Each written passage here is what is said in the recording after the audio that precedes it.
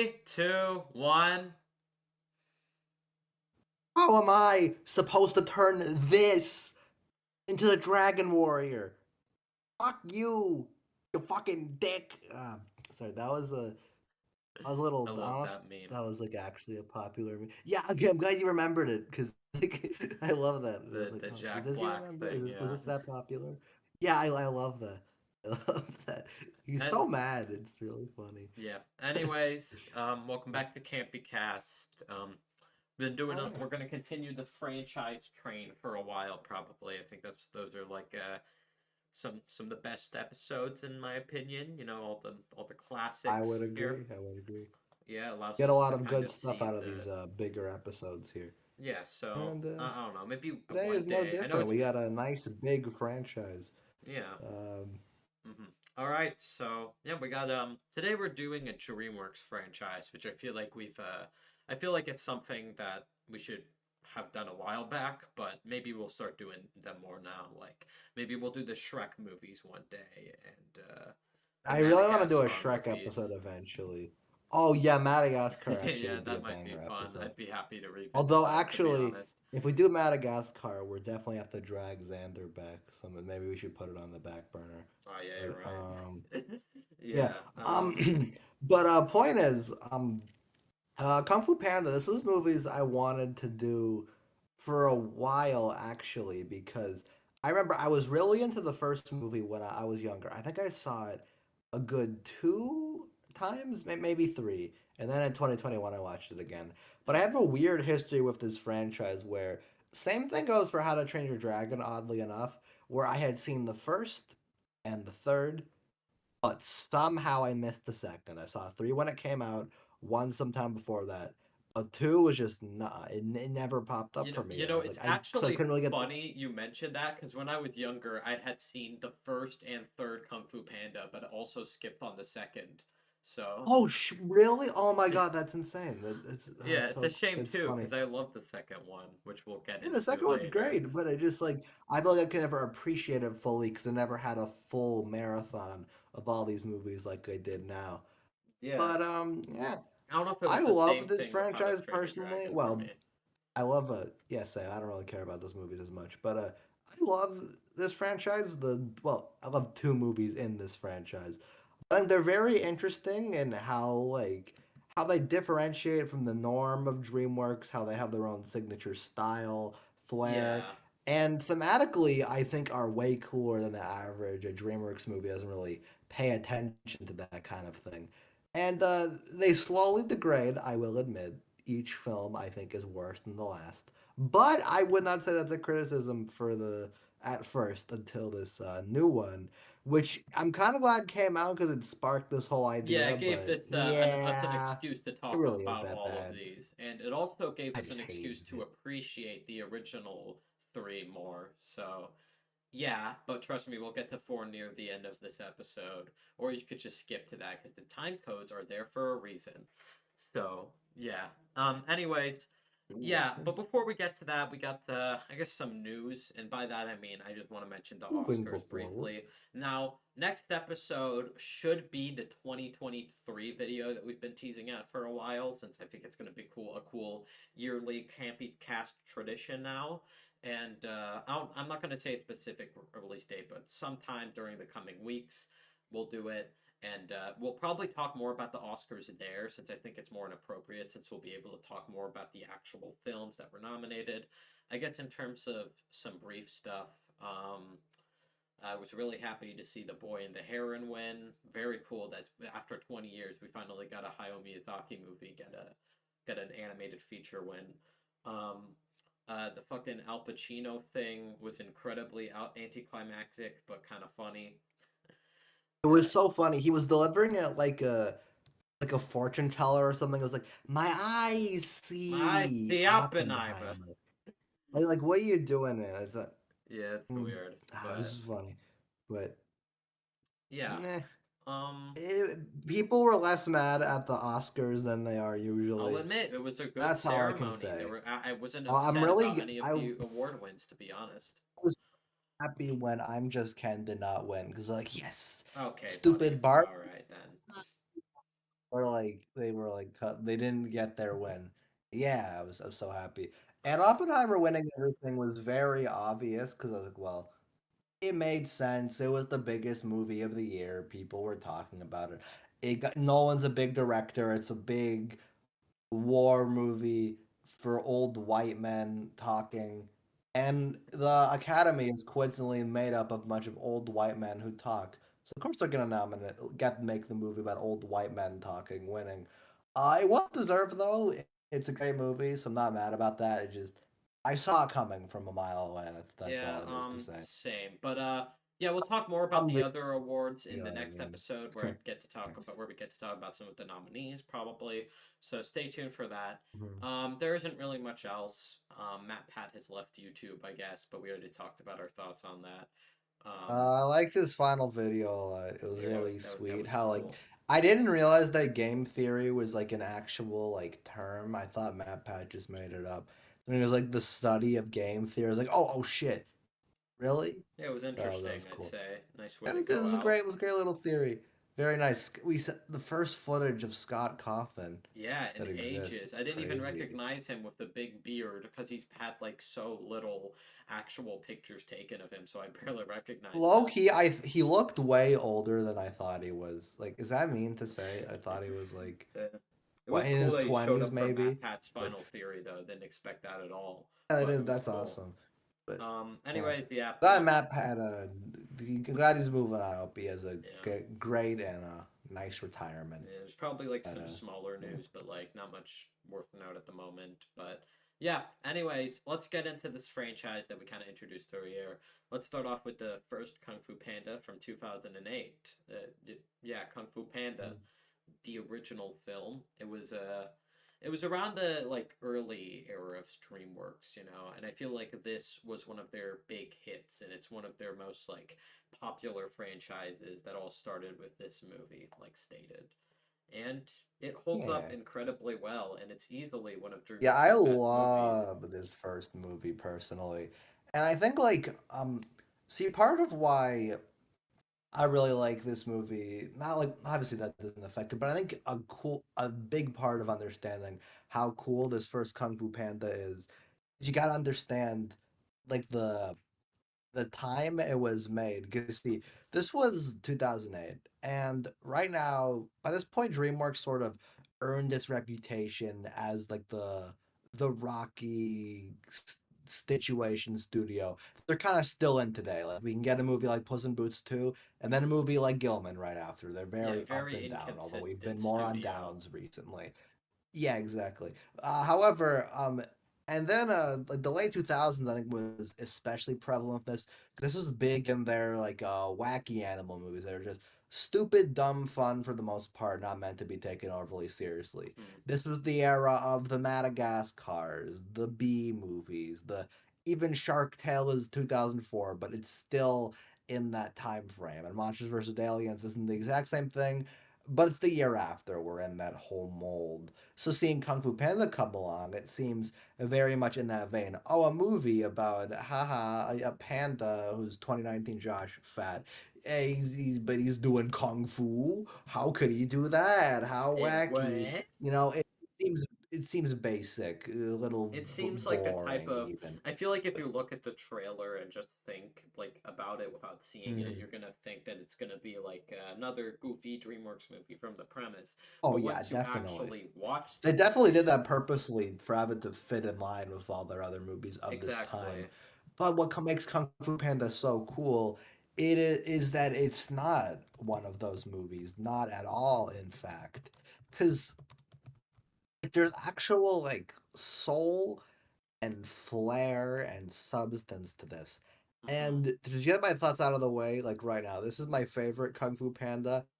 I think maybe one of the best movies DreamWorks has ever made. I love practically It's everything up about there this. for me, It's so probably cool. probably like top Right from the three to be top, it's honest, just top three or so four. I don't cool. know. Mm. It's up Yeah, there. It's one I of get my that. Yeah. personal favorite from them. Yeah, it's an Mm, amazing film in so many great ways. Starting with like first off, we got a very basic story at first. It's a pretty typical hero's journey thing, following the yeah. character of Poe, the panda. You know, he's he's not really content with his life, and he wants to become this kung fu warrior. But it's always just kind of been a dream within his mind. He never thought it would be like something he's capable of No, achieving. And no. once he's put in this situation, a lot of conflict arrives from like he has like this arc where he's like it doesn't feel earned and doesn't feel like he should be given this opportunity, which is genuinely like a very real and like somewhat of a mature realization for someone like him to come to, and it definitely makes you sympathize with him as a character, right there. And in general, there's just like a lot of he's generally just a likable lead in a lot of ways, and I think Jack Black's vocal performance definitely adds to that. It's a reason why this is one of his most iconic roles, and why they made the fourth Yeah, movie, yeah. probably, let's be honest. So, Yeah. Normally I'm against this whole like trend where it's like you don't get an actual voice actor for the role, and it just kind of like, oh, we'll get a random celebrity to fit him. These movies bypass that in a what mostly. I think there's some castings in the later movies, which we'll get to. I think are a little weird. Cough, cough, Aquafina. But Jack Black is probably my one of my favorite instances of this because he really does get down like the whole like tone of the character. I can't see anyone else really being Poe, and it's largely yeah, down to he just makes him so likable. Like he's such a nice guy. Like he's like they do a great job of this because in his opening scene, there's that great 2D animation showing his amazing dream, opening. like literal dream about like him being like this kung fu master, and then like he wakes up, then you see him talk to his dad, do all this stuff. And even though I feel like other movies could make him really annoying, this whole thing where he's like really like he really loves kung fu, he thinks he's awesome or whatever, he really wants this. But no, I didn't really think Jack Black sells it because he makes him really endearing. It's charming how much he likes this, and then he has like a fun back and forth with his dad, Ping, who, by the way, the actor form's 95 now and he's still doing these movies. That's Yeah, like we'll talk more about that like crazy. once again That's when we get to the fourth one. But yeah, the fact that he's still yeah, like he was even in the yeah. fourth one in the first place was pretty impressive. Yeah, it's crazy that he's still kicking. I like Yeah, that. James Hong does a But great job. Adds a lot to the character of Mr. Ping. He's very yeah, likable. I like that they expanded this in 2 and 3. But I like how in this one it just like the detail is that they're just this duck playing the dad of this panda. And they in this one they don't really question it. It's just like, Yeah, I "Oh, like how of there's course one of Paul my would think that's favorite his dad." Like, one of my "No, favorite of course." jokes in the movie is the scene where like is the scene where it feels like he's gonna admit to Poe that Poe's adopted, but instead he just reveals his secret ingredient to his secret ingredient soup, which I Yeah. find pretty funny, honestly. And the second film Yeah. kind of expands upon that joke and kind of like which is why it's like it's the second film's main focus, which we'll get to later. Yeah. But enough That about scene the I'll get past into a bit films. because it requires a bit of context of the movie. But Yeah. I love that part a lot, the way it Um. really I. ties everything together thematically. Mm-hmm. Great stuff. Yeah. So, Poe is like given this big opportunity, and it is. You can't help but feel a bit bad for him because when he's taken in all the members of the Furious Five and the Master Shifu himself, they all like don't accept him, and you can't help but feel bad for him, and it leads to a great scene between him and the turtle character Master Oogway, who ends up like kind of informing him that like it may not go well today, but but just kind of look forward to the future. It doesn't really like it has a great message. This film has a great like central message, and I feel like that scene Oh, really reflects it definitely. well between I Poe love the and whole Oogway. thing, like thematically in this movie that I really, really resonate with. See, Yeah, the whole thing eventually becomes there's this great scene I really like where after a couple bits where Shifu's just kind of purposely fucking with Poe, which is really funny. I love that part where he's at like the training station and he just does not get any of it right. He's constantly getting hit around. Great slapstick bit, animated really well. But then yeah, this eventually leads to this scene where Oogway and Shifu are just talking about how Shifu's like, "Yo, how could this guy be the Dragon Warrior? He ain't cooking." And they're doing these metaphors with it about like Oogway is like talking about the peach tree and how you can Yeah, that's plant a the great seed scene. and you could like it's gonna always grow up to be give you peaches. And Shifu retorts with like, oh, but no, you can control where it's planted and how much peaches it like stuff like that.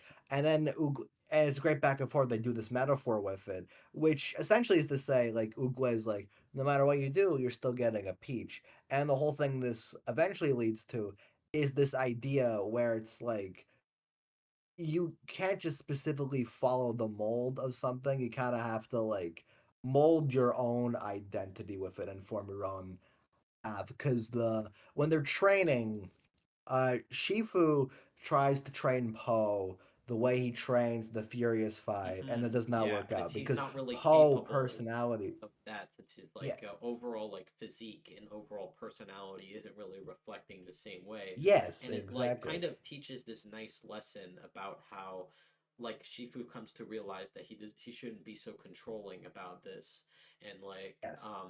and he's able to like learn to train Poe properly by simply just kind of learning his style and then just kind of utilizing the fact that he's a fat panda to make him a kung fu Yeah, warrior. It's a exactly. very They it does a good job. This leads to a very good job of the fact that it really complements the message of the movie is that, Poe succeeded. He was able to work hard, put in the effort, and he was able to become the person wanted to be by utilizing his aspects that make him different from everyone else, the aspects that make him special, exactly, and that's and it's done. the It's a whole very point good of message that's executed very well. definitely. Yeah, I love that whole thing, that idea where it's like following the specific beaten path. You gotta figure out what you are good at and how can you do this well, and just Hmm. following message of individuality and finding your own voice. I love stories like that. 'Cause it's a message I generally resonate with a lot, and this one does it in a really cool way. I love the scenes like the first one where Shifu's just he finds out how to motivate Poe and how to work with his like physique and abilities well, because he just says something like, I heard Monkey keeps the almond cookies up on the top floor. And then the second Yeah. after that, Poe comes up and he gets the cookies. And it works really well with like I think another movie would make more lazy jokes about haha, Poe is fat because he's a Yeah. panda and pandas are fat. Yeah. But no, the movie uses this in a clever way because it's kind of a fat joke. He's fat. He wants food. But they use Yeah. that because him being fat and him doing that, that leads to him having his own abilities and being able to train in this way that It's benefits him, essentially which ties into the using message. Really this cool. Like, I love it. it's essentially Yeah, using this idea of like having this goofy fat panda, and then he uses these traits where people would say that they're mostly just played off as jokes. Instead, they kind of just use it as a way of tying it into the kung fu storyline very well, and I think that's like a exactly. clever way of The going around the jokes tie concept. into the message perfectly, and that's what I love about it. Hmm. This continues like this other scene where they're like training and it's like Shifu says, "All right, Poe, take a dumpling," but then he won't give it to him right away, and then it becomes this motivator for him where he tries to Hmm. go around to. The goal for him is trying to get the food, but from there he's learning his kung fu techniques through that, and there's a really good montage of a bunch of bits like that that works well with it, and it's just nice. Shifu and Poe ultimately bond over that because it's really funny in the beginning. Shifu just being so fucking baffled. I love the Yeah. bit at the beginning where he's just like he's just so shocked that this is who got picked to be the Dragon Warrior. He cannot fucking believe it. He's so mad. It's But kind yeah, of it just funny, it's like like just the nice after that. reactions of everyone when like Poe jumps into the Definitely, arena and definitely. everyone's like, "What?" And then Yeah. it just like Yeah. What? What? it's very funny in that way. This movie's humor is like Yeah. actually like good. Like there's a lot of funny humorous jokes, mm, and it's all based off of like how Poe fits in with this like kung fu style and like putting this type of character within it, and it leads to quite a bit of funny bits. Like this scene, like the mm, entire Definitely. montage, the brief like fight scene between the Furious Five, and then like Shifu and Poe, and then Shifu fucking kicks Poe down the stairs, and then you see him get up, and it's it's kind of funny Yeah. to be honest. Just like It's all where of the Shifu's stairs ways of jokes trying to in get these rid of. movies should not be Uh, that funny, but yeah, it's I don't know always why so they. like I don't know why. Jack Black's delivery also like adds to this to the humor. A lot of the delivery of yeah. the voice actors works incredibly well here, and it especially works with Ian McShane's performance as Tai Lung, which I think is fitting to talk about Oh yeah, a little more Tai later. Lung, I is one of my favorite just DreamWorks villains because he works so well both as a thread and both as like thematically as a mirror to Poe directly in a way that's really cool. Yeah, Where see Poe's whole thing, as we discussed, his thing is learning to basically find his own identity and use his own voice to go his own path. He can't just go directly. He's doing his own thing, and that works really well for him. It's a great message. Tai Lung, on the other hand, is the complete opposite, where he was so fixated on this idea, and then he can't get it, and then that fizzles out because they have this whole backstory that's one of my favorite scenes where they show he Shifu adopted him and raised him as his own, yeah, it's a and very nice Tai Lung montage. eventually got so fixated on the idea of warrior being that position, but when Uguay's like, no, he can't do that. When he realizes he can't do that, he eventually spirals, which leads to him getting fight with Shifu and eventually getting imprisoned. And Yeah, it's such a good bit because, like, see, like the thing is, Tai Lung probably could have been a really valuable member of their group if not for like that bit. He could have just worked out fine. He would have been great. But no, because he could not be on his own like that. He got so fixated on the Dragon Warrior title. When he was exactly. robbed on that, he lost everything. And that's such a mirror to Poe, who is the complete antithesis to that. Hmm. It's such a good way of writing a villain. The voice perform. He has a great design, by the way. Yeah, It's really that's really cool. cool. Also, yeah, And like I said, the vocal performance really adds a lot to Tai Lung as a character. There's just like definitely. he just makes so many great lines, such as just like everything he says in the climax, like you're just a big fat panda. It's like everything Panda. has so much. He just brings so much life into this character, and also just makes him more intimidating in a lot of ways. Like there's a nice balance between a lot of it when it comes to yeah, and there's some of the comedic bits with him are kind of funny, like how pathetic he ends up being after finding out that the dragon scroll is just like nothing. It's essentially a mirror, just like showing you, and that there is no secret ingredient needed, and you just gotta Oh yeah. believe that something is special, which Poe has learned to Yeah, believe oh my now god. through his journey, and I I feel like love that that just whole all thing. tied together It's very well it's with such a the great reveal of it. such a yeah, such a great scene. Um Ping, I think, is one of my favorite characters in this movie because he's just so casual. He's very likable. I love Yeah. him. But that whole thing where eventually Poe realizes that the whole thing, which is another thing I resonate with this movie a lot, because there's a lot of things that we have that aren't inherently special, but a lot of the significance comes from what we place on it as special. That's like where we get a lot of meaning from stuff. I found that Hmm. both in art and just in general. I love that. But with Poe, he like once he realizes that, then he makes that connection because with the Dragon Scroll, then he is able to come up and get to Tai Lung and defeat it. It's such a cool moment how like Yeah. he makes that internal connection, and when that's and then that also I think it's another good thematic connection because once Tai Lung finds the scroll, it's like it's empty, which is It's a nothing. great bit, but yeah, exactly, Evil Dead Rise. But yeah, when he realized that he once again spirals again, meanwhile Poe, he realized that there's nothing, but because the connection he made with Ping going off the beaten path, he was able to develop that, and then even without the stupid scroll, he still beat Tai Lung, and it's great, great end. That whole end confrontation is awesome because they kind of play it for a joke a little bit.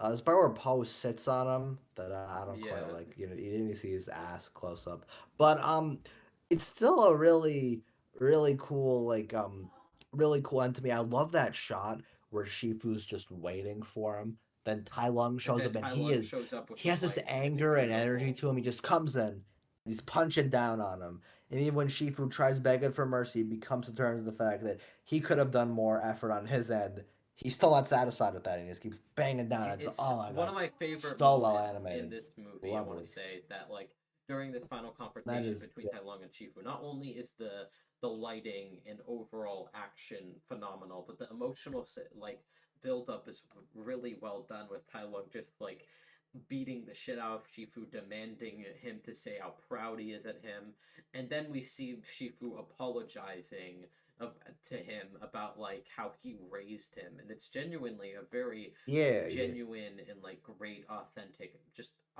amazing moment right there that like works incredibly well. And then you see this like brief like part like this like hint of remorse in Tai Lung's eyes, and it's almost like you could tell that deep down he felt some hint of emotion based off of what Shifu did for his apology. It's always been something that's like stuck with me ever since I first saw this movie. That yeah. hint from his eyes. It's always added like a That's a better, cool little interesting layer to detail. their Cause relationship, and it has made this yeah, cause confrontation so much the more other thing about powerful. the other thing about Tai Lung, out of all the villains in these movies, I think he's the most sympathetic, which makes him the Yeah, most I'd say that. interesting. Because like you understand where he went wrong, but there's a root emotion there where it's like, yeah, if I were doing all this training and I was completely set up to win this thing, maybe I would be a little pissed if I got that taken away from me. Hmm. But again, this plays in the movie. Poe can adapt from that, Tai Lung can't. And it's this perfect reflection of both characters that's just so awesome the way they like do it. And I love Tai Lung. It's such an interesting villain. He really Yeah, makes he this is one of movie like the best great. and most intimidating DreamWorks villains. And speaking of that, let's just talk about the action. It's fucking epic, Oh, I bro. love the It's action. so cool. The Ooh, it's prison so escape scene, the lovely. bridge scene. It's Oh, been the said prison. multiple times, but they're just so fluently and creatively choreographed, and it also done with Mm. like such an amazing setting. They're just so entertaining and epic to watch. And it definitely does a good job at establishing Tai Lung as a threat. And also, even though Tai Lung Yeah, is capable of doing some insane shit, you can understand how Poe is able to beat him because not only is Poe fighting in a way that is not familiar to Tai Lung compared to how the way Shifu has been trained in yeah, the Furious Five, but also it's kind of like it still wasn't enough to beat Tai Lung at first. Like Tai Lung was still able to get the upper hand regardless because of his power. But soon after like realizing and just being emotionally stunned and start to the point where he just like his movements just aren't as effective. Poe takes advantage of this and ends up winning. It's like a very genuine win. They don't yeah, have to like do anything stupid with the action. It makes the final confrontation yeah. much better. It makes sense really too, because the only people we see Tai Lung fighting before this are people who are very trained in specific ways. The prison break scene is like, well, they're prison guards. They're very like on model. They have to follow these specific movements. Same with the Furious Five. They're great fighters, but when like they have these very specific rules based on the methods of kung fu, and Tai Lung's equipped for that, so he's gonna beat them. The bridge scene is really cool. Shifu is similarly. He's like obviously older and he's very used to these specific ways. Not even though there's more of an emotional connection there, he still like breaks obviously. But like you said, Poe is completely unlike that. So it makes Exactly. sense that ultimately he gets that advantage. It's really cool. Yeah, they don't have to One like note on the nerf action any of the that characters or anything to make uh the climax yeah, no, successful. no one's like nothing is unbalanced to make it more Yeah, convenient. But that really one note on adds the to it for action I sure. really like is see, this movie was originally starting as it was going to be more of a spoof of kung fu movies, which Yeah, I makes think I heard sense as you about see that. what DreamWorks was doing at the time. Shrek was very much parody of Disney. Um, I'm sure there are other I'm blanking, but there are other movies kind of did similar things, were kind of spoofs and parodies of Hmm. typical stuff. Because DreamWorks, I think it's fair to say they have and always had to have the reputation as like the edgy, subversive studio. Where Exactly, yeah. Shrek came out, Especially compared to we're like, Disney, because that wow, like plays back to yeah, their exactly. origins as a company. Shrek kind of was the main driving force on that, and I don't blame the movie for causing that because it's great as shit. But yeah, point is, I the one of the directors they're quoted as saying, "I wasn't interested in making fun of martial arts movies because I really think they can be great films. They can be as Exactly. good as any genre movie when they're done properly." Which essentially is to say they stopped doing the parody lens, and they're like, we could just make a serious feeling Kung Fu Panda movie. The animators even took a 6 hour kung fu class to get an idea of the movie's action, Yeah, according to you can tell IMDb, there was a which lot is of interesting. effort put into the choreography Yeah, here exactly. because I haven't It's seen, like, to be honest, this is easily some of the best and most like creative action I've seen in an animated film, and I feel like yeah, that's what makes definitely. Kung Fu Panda such a standout I really just do film think that compared to the rest of DreamWorks' sincerity to it filmography. is interesting, and that's what makes it stand out so much from DreamWorks at the time, and even animated movies in general. Exactly. Because at the time, DreamWorks was, I don't want to say they were afraid of being sincere, but they certainly were teetering the edge. Because I guess to get this perspective, the DreamWorks movies that would have come out in between this movie were Madagascar 2, which is, the fucking Moto Moto movie. And Yeah, before this was B movie, which is maybe the stupidest movie, not the worst, but the stupidest movie in their catalog. So it's it's up like, there. Yeah. they were very much in the more silly, more like out there direction, which is like all it is to say is that, it just like the fact that this movie that's like is very sincerely trying to be a kung fu thing, and you feel that with everything, like the actual designs, the great designs of this movie. I love how distinct each member of the Furious Five is. You got Tigress, Mantis, Monkey, um, Crane Crane, and I'm and blanking on the what's Viper. the name of the Yeah. last one? I'm blanking on it. Oh yeah, Viper. Viper. Yeah. Yeah. I like how distinct all of them are. They're all very unique from each other, which I think is a really cool way of reinforcing the movie's theme of finding your own voice in them. Because Tigress wouldn't fight the same way Monkey does, and Monkey wouldn't fight the same way Mantis does. Exactly. They They're all different basically sizes, different creatures, utilize the and it really creatures' reinforces the whole designs thing very of it. well. And I Yeah, feel like it's that's really, also really cool separates it stuff. from other action movies because the fact that they're animals is able to make the action scenes more creative because of the animals Yeah, reflecting exactly. a specific It perfectly fight takes style. advantage of the fact that it's animation. It's Yeah. awesome. Also, it goes without Great, saying great the stuff. score is fucking phenomenal, especially the scenes Oh, with I the voice chat. love the score. It's It's beautiful. so good. Amazing score. I It's believe they genuinely got Hans iconic. Zimmer on this one, I think, Oh again, yeah, that for the, I'm the pretty trilogy. sure.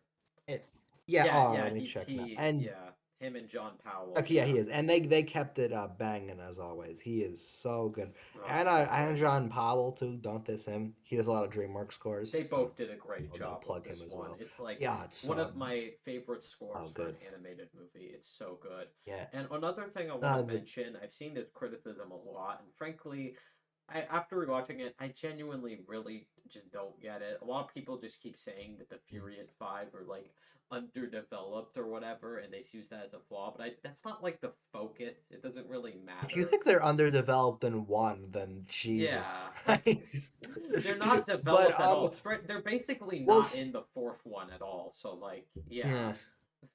Well, see, the thing is, I think the Furious Five serve their roles Hmm. really, really well. Because the thing is, they're not a big part of the movie, but they do what they need to really well. Because at Yeah. first essentially at first they're the symbol of what Poe wants. He wants to be this kung fu master because that's what he's always watched and always liked. And the Furious Five are the biggest members up front, so they're like, oh, okay, this is what Poe wants to be. You see that? They're like, all right, that's good.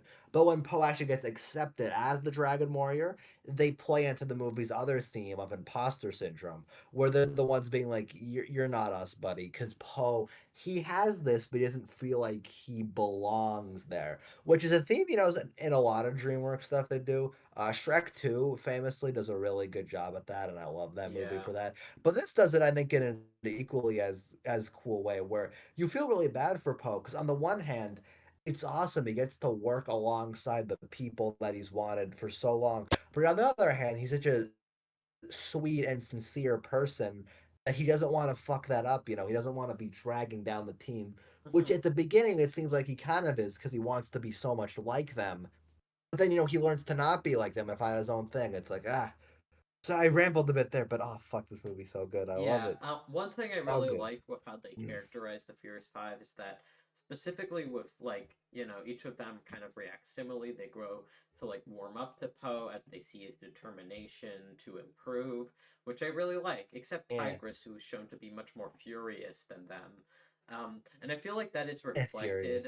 very subtly Serious. in the Tai Lung flashback when you like see her crying, and it's solely because Tai Lung, Shifu is kind of like just did not really treat Tigress in the same way as Shifu did with Tai Lung, solely because he didn't want like anything like as bad to happen again. So it's kind of like Yeah. really, like kind of really good in that way. And I think it's a subtle way of showing it Yeah. without just Yeah. actively telling us her backstory. And I think it Exactly. like It's a better. It's good it's a good example of the good yeah. job to show us and like Yeah, good teach us about example this of show character. don't tell. I love stuff Yeah, written and like that. that's why you Also, can just like like they got like understand her character well yeah. because like They also why just get a she lot of like believes good Master yeah, Shifu. they also just get a lot of good little bits. I like the part where there's warming up the Poe a little bit and he's just kind of fucking around with them at the table. He does his Yeah, Shifu that was impression. nice. It's funny. I like the visual of them. Also, the part where it's this it's this really awkward scene, but it's good cringe comedy where Poe's trying to go to bed and he accidentally goes into Crane's room and it's this Crane's room, awkward yeah, like. By the way, this like he's played very by awkward Ian scene. from Alvin and the Yeah, Chipmunks. I Ian the noticed that. I was like, Goat, oh, David that's him. Cross. Tragic, Great to see him. great, great. But, but yeah, then it's like this really awkward thing where he stumbles into there. He stumbles into this other room, and then Yeah, Tigress it's a he like great scene right probably there. communicates. It's a really good scene. I like that a It lot. communicates Then the the different visual of it, relationships great. that the Furious Five had to accepting Poe, that they all have like different interpretations to him.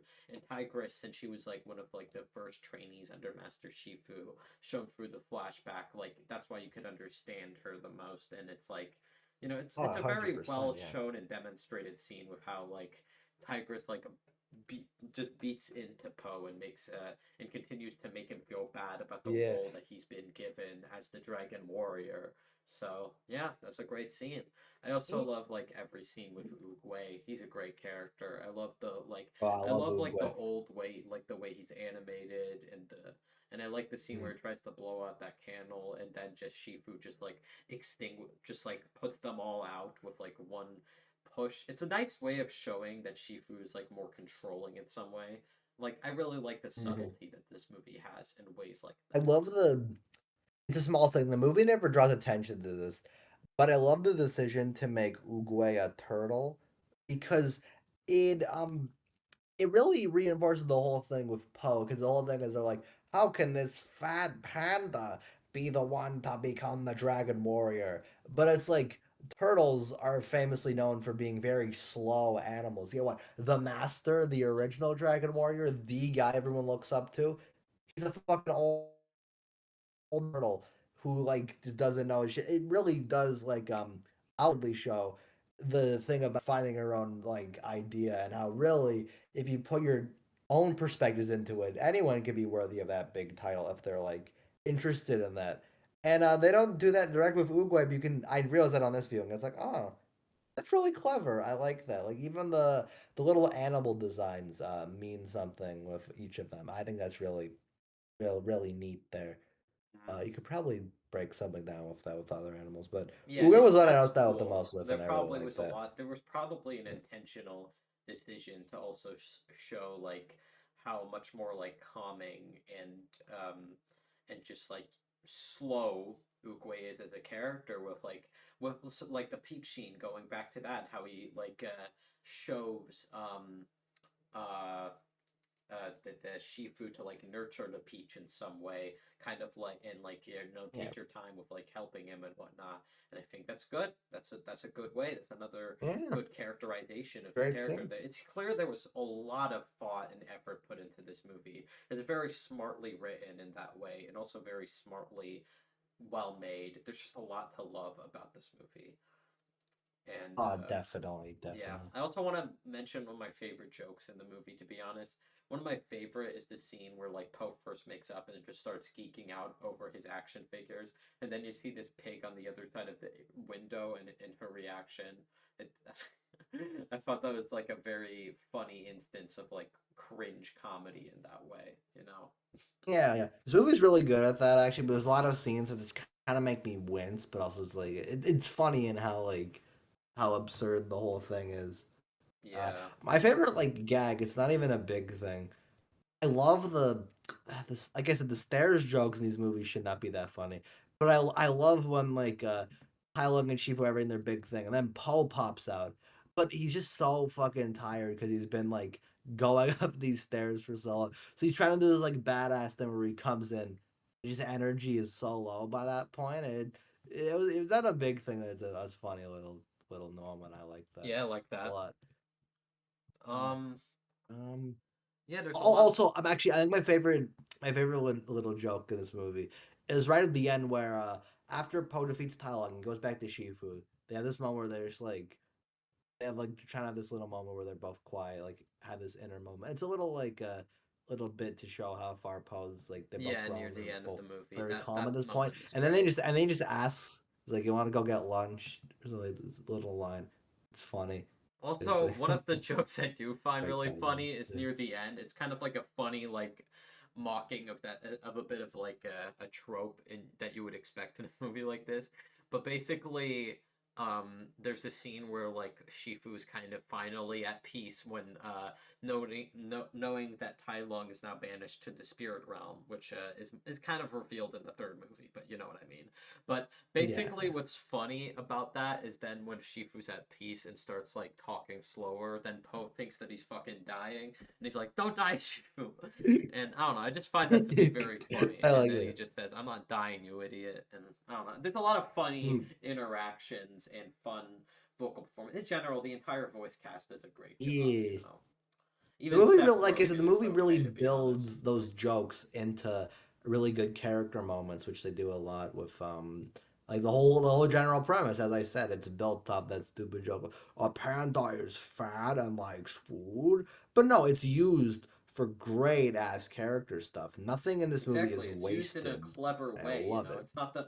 it's Ah, not the only joke that he's a big fat panda. It's like he's a big fat panda because that also like helps the plot. It carries the plot. It carries parts of the exactly. That's humor as exactly well what I was when thinking. it comes to integrating him into this martial art, this like type of martial arts society thing. It's very cool. It's basically, I'd say, just a very just it does almost it's just amazing, man. I don't know what I was gonna Yeah, say, but yeah, it's such a love good this movie. movie. It's easily one So of good. DreamWorks' most smartly written movies in that way. It's Definitely, so funny. definitely. I can't I don't know if I'm pretty sure if you're watching this, you've watched this movie, but if you haven't, watch it. Yeah. I think a lot of people have seen this movie at least once when they were younger. Yeah, most So likely. if if you haven't seen it in a while, give it another look. I think it holds up even better now.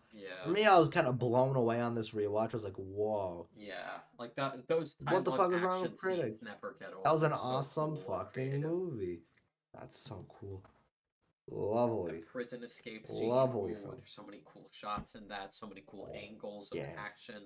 It's all so So every punch, badass. every movement, it's all Whoa. so powerful and Yeah, creative. everything's so choreographed to the T. It's perfect. It's an Like, oh my amazing god. movie. Um, yeah, I Hmm. think I've said almost everything. I pretty much think Uh, I've said what I needed to say about this yeah. movie. It's very good. I have two little notes which kind of just deal with the end, not really technically the movie itself. One is I like the credits a lot, like the little 2D. It looks really Yeah, nice. that's But nice. whenever The these post movies go fighting 2D, song is really it's good. they look amazing. Whenever they go 2D. Oh yeah, I love that song too. Done by CeeLo Green, who I Yeah. know is the guy who did the SpongeBob theme in Truth or Square. He actually has the Oh same director yeah. as that SpongeBob episode. One of them that was a funny coincidence. But second note is, did you know this movie has a post credit scene? I Because I only recently like I mean when I for a long time I did not know, but there is. It's like a small thing with like Poe and Shifu like eating. yeah, But yeah, I was surprised. it's a I small little realized that. joke, but I only ask because I swear to God, I did not know that for years, and people have seen this movie multiple times, like did not know that Yeah, until it's like interesting. relatively recently, and I find that funny that it was just fucking hidden from people for that long. Where'd it go? Where's the Kung Fu Panda post credit scene? I guess Yeah. people didn't see it, but yeah, that is all. I think we cover this pretty top to bottom pretty well. In terms of I adore this ratings, movie, and I think it's one of the best in DreamWorks' catalog, let alone animation films. Hannah. But great ass experience overall. I would highly recommend. yeah, Love it. I'm gonna give this a solid 9 out of 10. If I use decimals, it'd be Mm. like a 9.5, I guess. But A yeah, million system. amazing ass movie. I would give this a rare 10 from me because honestly, I really don't have any major criticisms, and what it does thematically and what it does in all these aspects are super duper duper good. One Yeah. of the examples of how far DreamWorks can shine when they're putting their all into it like this. hmm I love this Yeah, movie. one of So good. I the reason I'm not having it a 10 out of 10. 10 out of 10 is a very rare rating for me. So, And I it's not get even that. because I have any big issues with it. I just like 9 out of 10. You know what I mean? I understand that there's some movies that like I don't think I have made problems with, but I feel like they don't quite deserve that higher tier. You know what I mean? Yeah, I I understand. have that sometimes. I So have that thing with some stuff. So, yeah. yeah. Hmm. I guess we'll move on to the sequel, Kung Fu Panda 2, which Which was originally gonna be called Kung Fu Panda 2 Pandemonium. I'm glad I didn't keep what? that title. That's fucking stupid. Wow, And that's another fucking and stupid. another one was gonna be Kung Fu Panda Kaboom of Doom. I Oh my, hate that I would one have too. hated They're that. both That would have stupid. made this movie seem like fucking clickbait when you actually watch it. It would seem like a stupid kids baby movie by that, to be Uh-huh. honest. Like I don't know. That's a stupid. I'm happy they just went with Kung Fu Panda 2 and then try to have any other Yeah, title with it.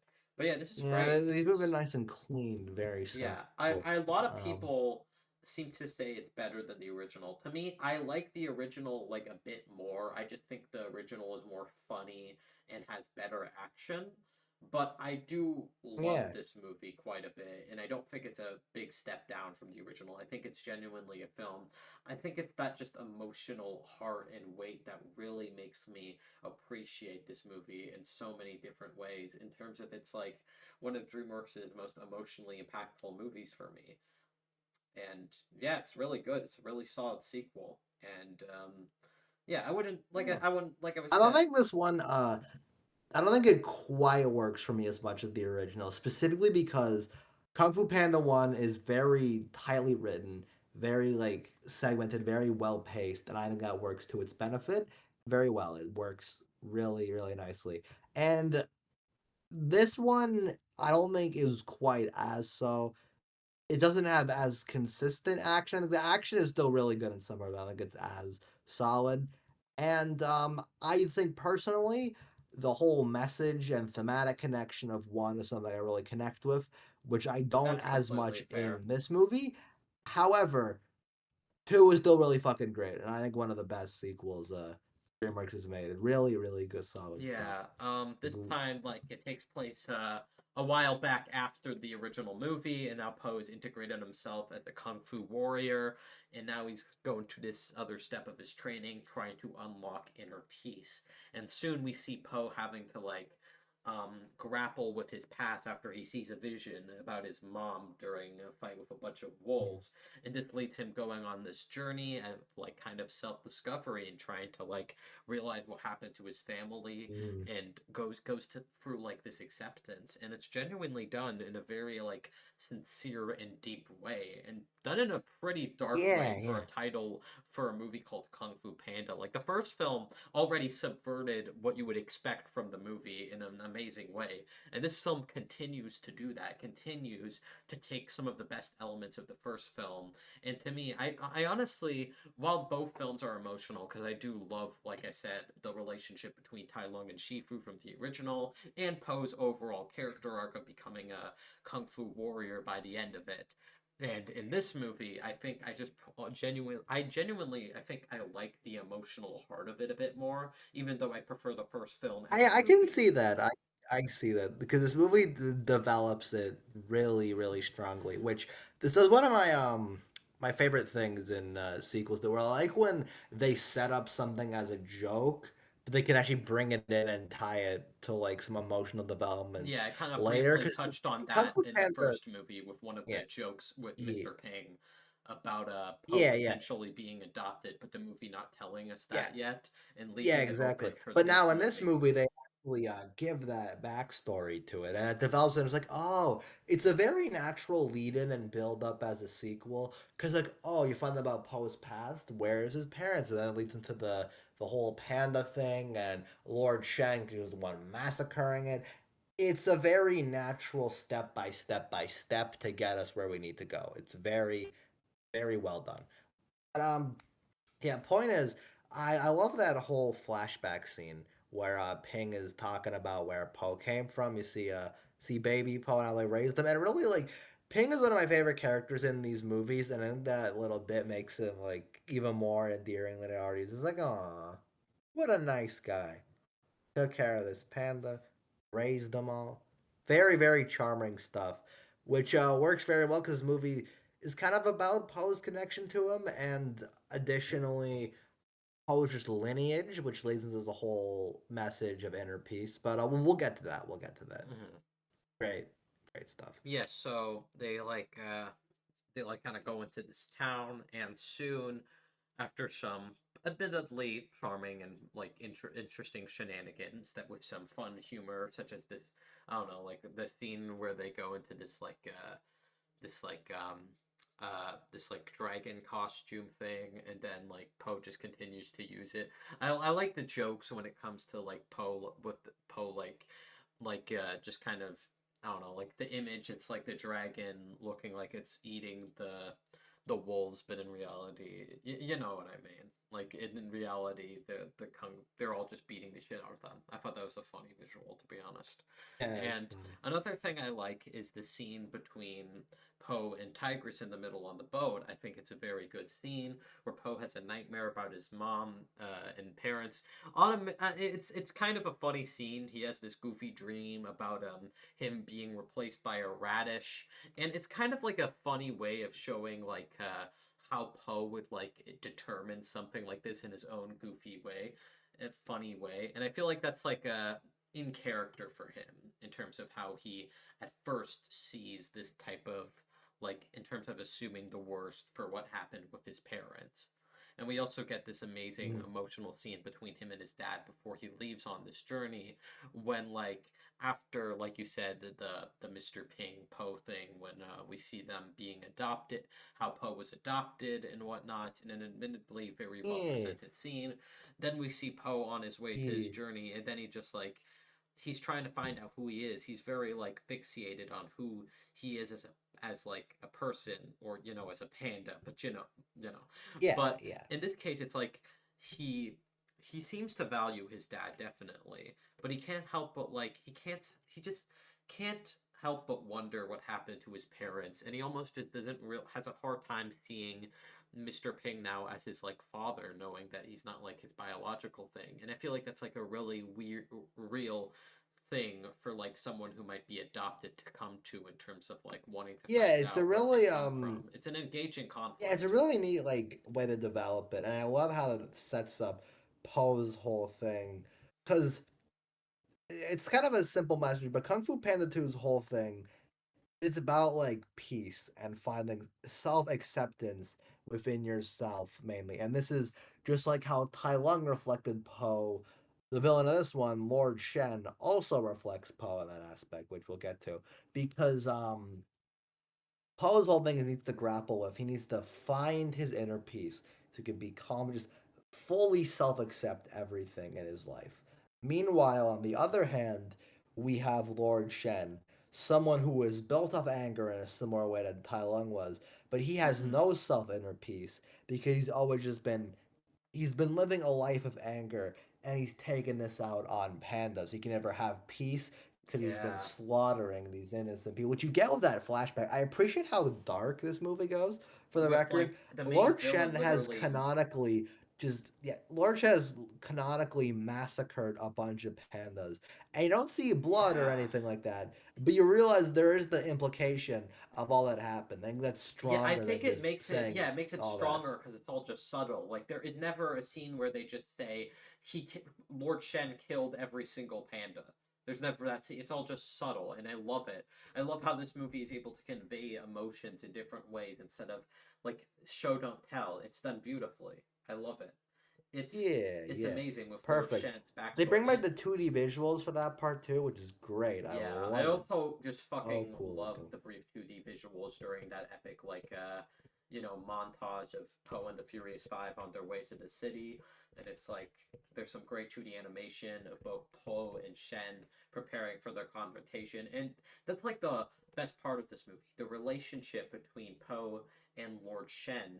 Lord Shen is an amazing villain. I'm genuinely unsure if, like, which one I prefer, Tai Lung or Shen. I'm Mm. genuinely like unsure because I think Tai Lung is more intimidating and serves bet in that way. But like I don't know, I think Lord Shen Mm. is just more like evil in that way. I just like the connection between Poe and Lord Shen a bit more than Poe and Tai Lung, even though Yeah. I prefer the first film as a whole package, like I said. It makes they have strengths and benefits because Tai Lung was more so Shifu's burden to bear because they have Yes. that whole past together. In this one, however, it's directly Poe has this title Lord Shen because of his backstory of massacring all the pandas. And then 3 is more Uguay's connection, but I kind of understate that. And that's a problem with 3, but we'll get to that. We'll Yeah. get there. Get there when we get It's there. genuinely But just very strong how Shen as a character just absolutely refuses to move on and grow. Like, because he's just gone too far. He's genuinely on this endless road where he doesn't know what to do, and he consistently, like, convinces himself that all he needs is power now. His parents abandoned him. He has convinced himself that his parents hated him because they kicked him out, when he never like acknowledged the fact that deep down they did it because they kicked, and it was like such a hard decision for them. And like he's let that thing just kind of consume like his mind and has allowed him to just move on in this road of continuous power that is implied to be never yeah, yeah. endless.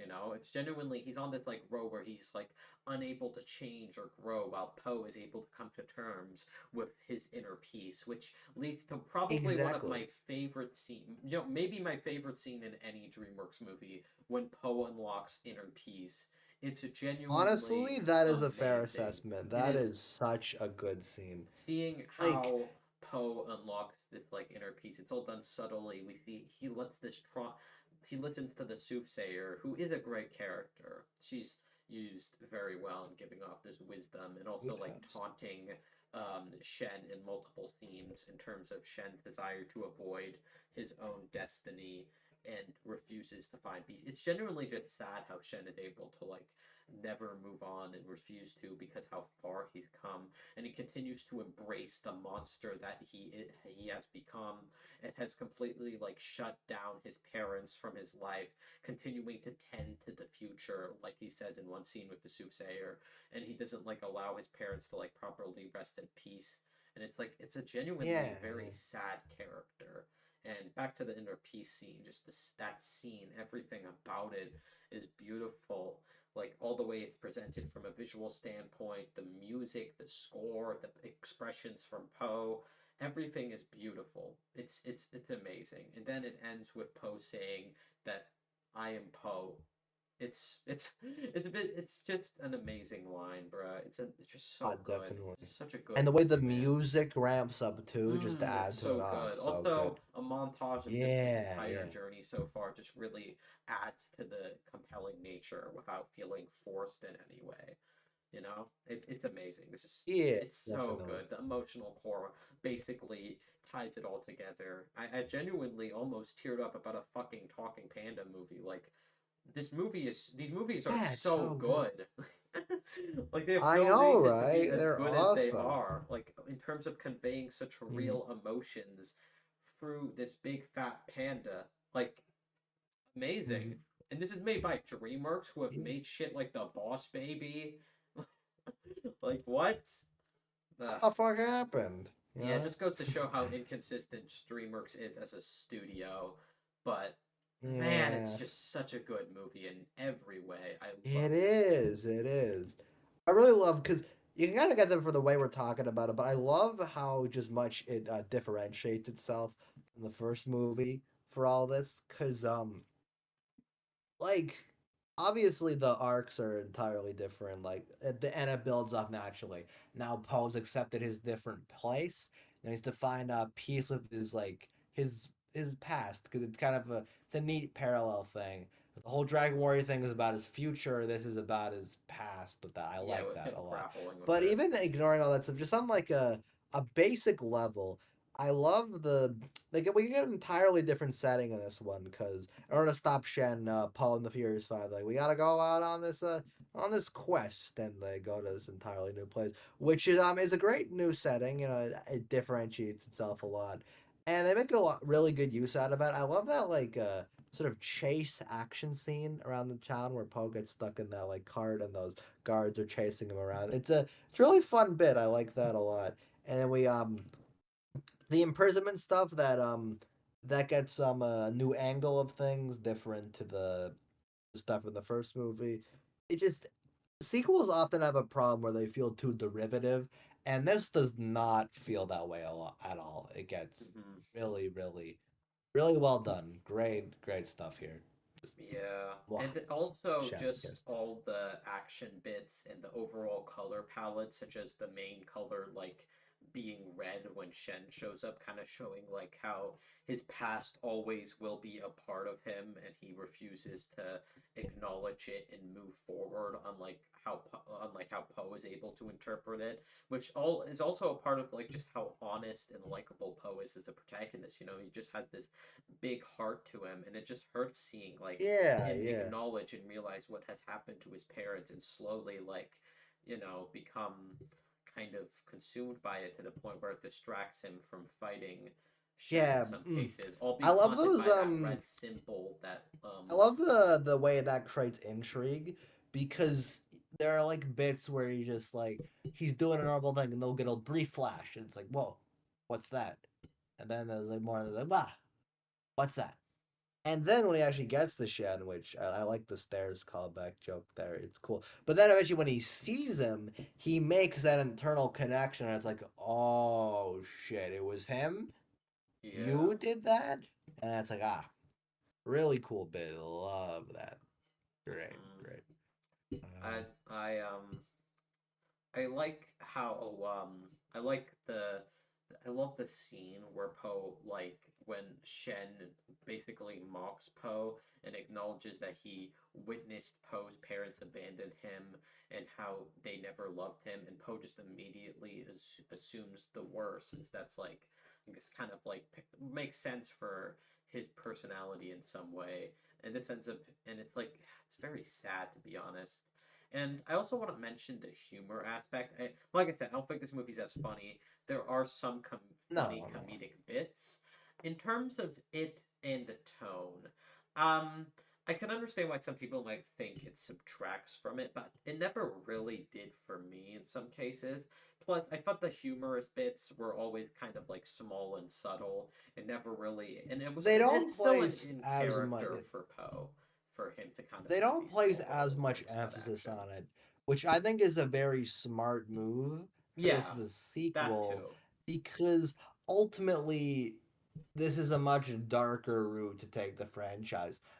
Whole backstory literally evolves about a massacre of people, essentially a slaughtering of pandas, which is they don't show a lot, like I said, but the implication is still horribly bleak, which is why it's like you got to kind of restrain that a little bit. Hmm. But but yeah, as such, there are humorous bits. However, it doesn't really need to be the focus because that would be jarring. The main joke I laugh at is I love the part where Poe's trying to talk to the villain, but they're too far away, so they can't hear him.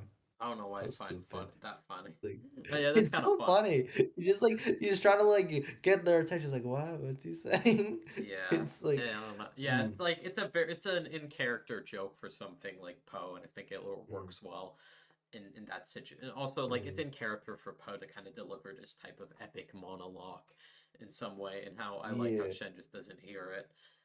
Also, I like one of the jokes I just do always laugh at is the scene like when Poe goes up the stairs again, which honestly I don't know why I still find it funny. I swear it's just Jack Black's delivery or something that makes it. Yeah, that's not it's such a simple joke because like He's fat, You so he can't. can't walk a bunch. Ha ha. But it's like, ah, no, it's good.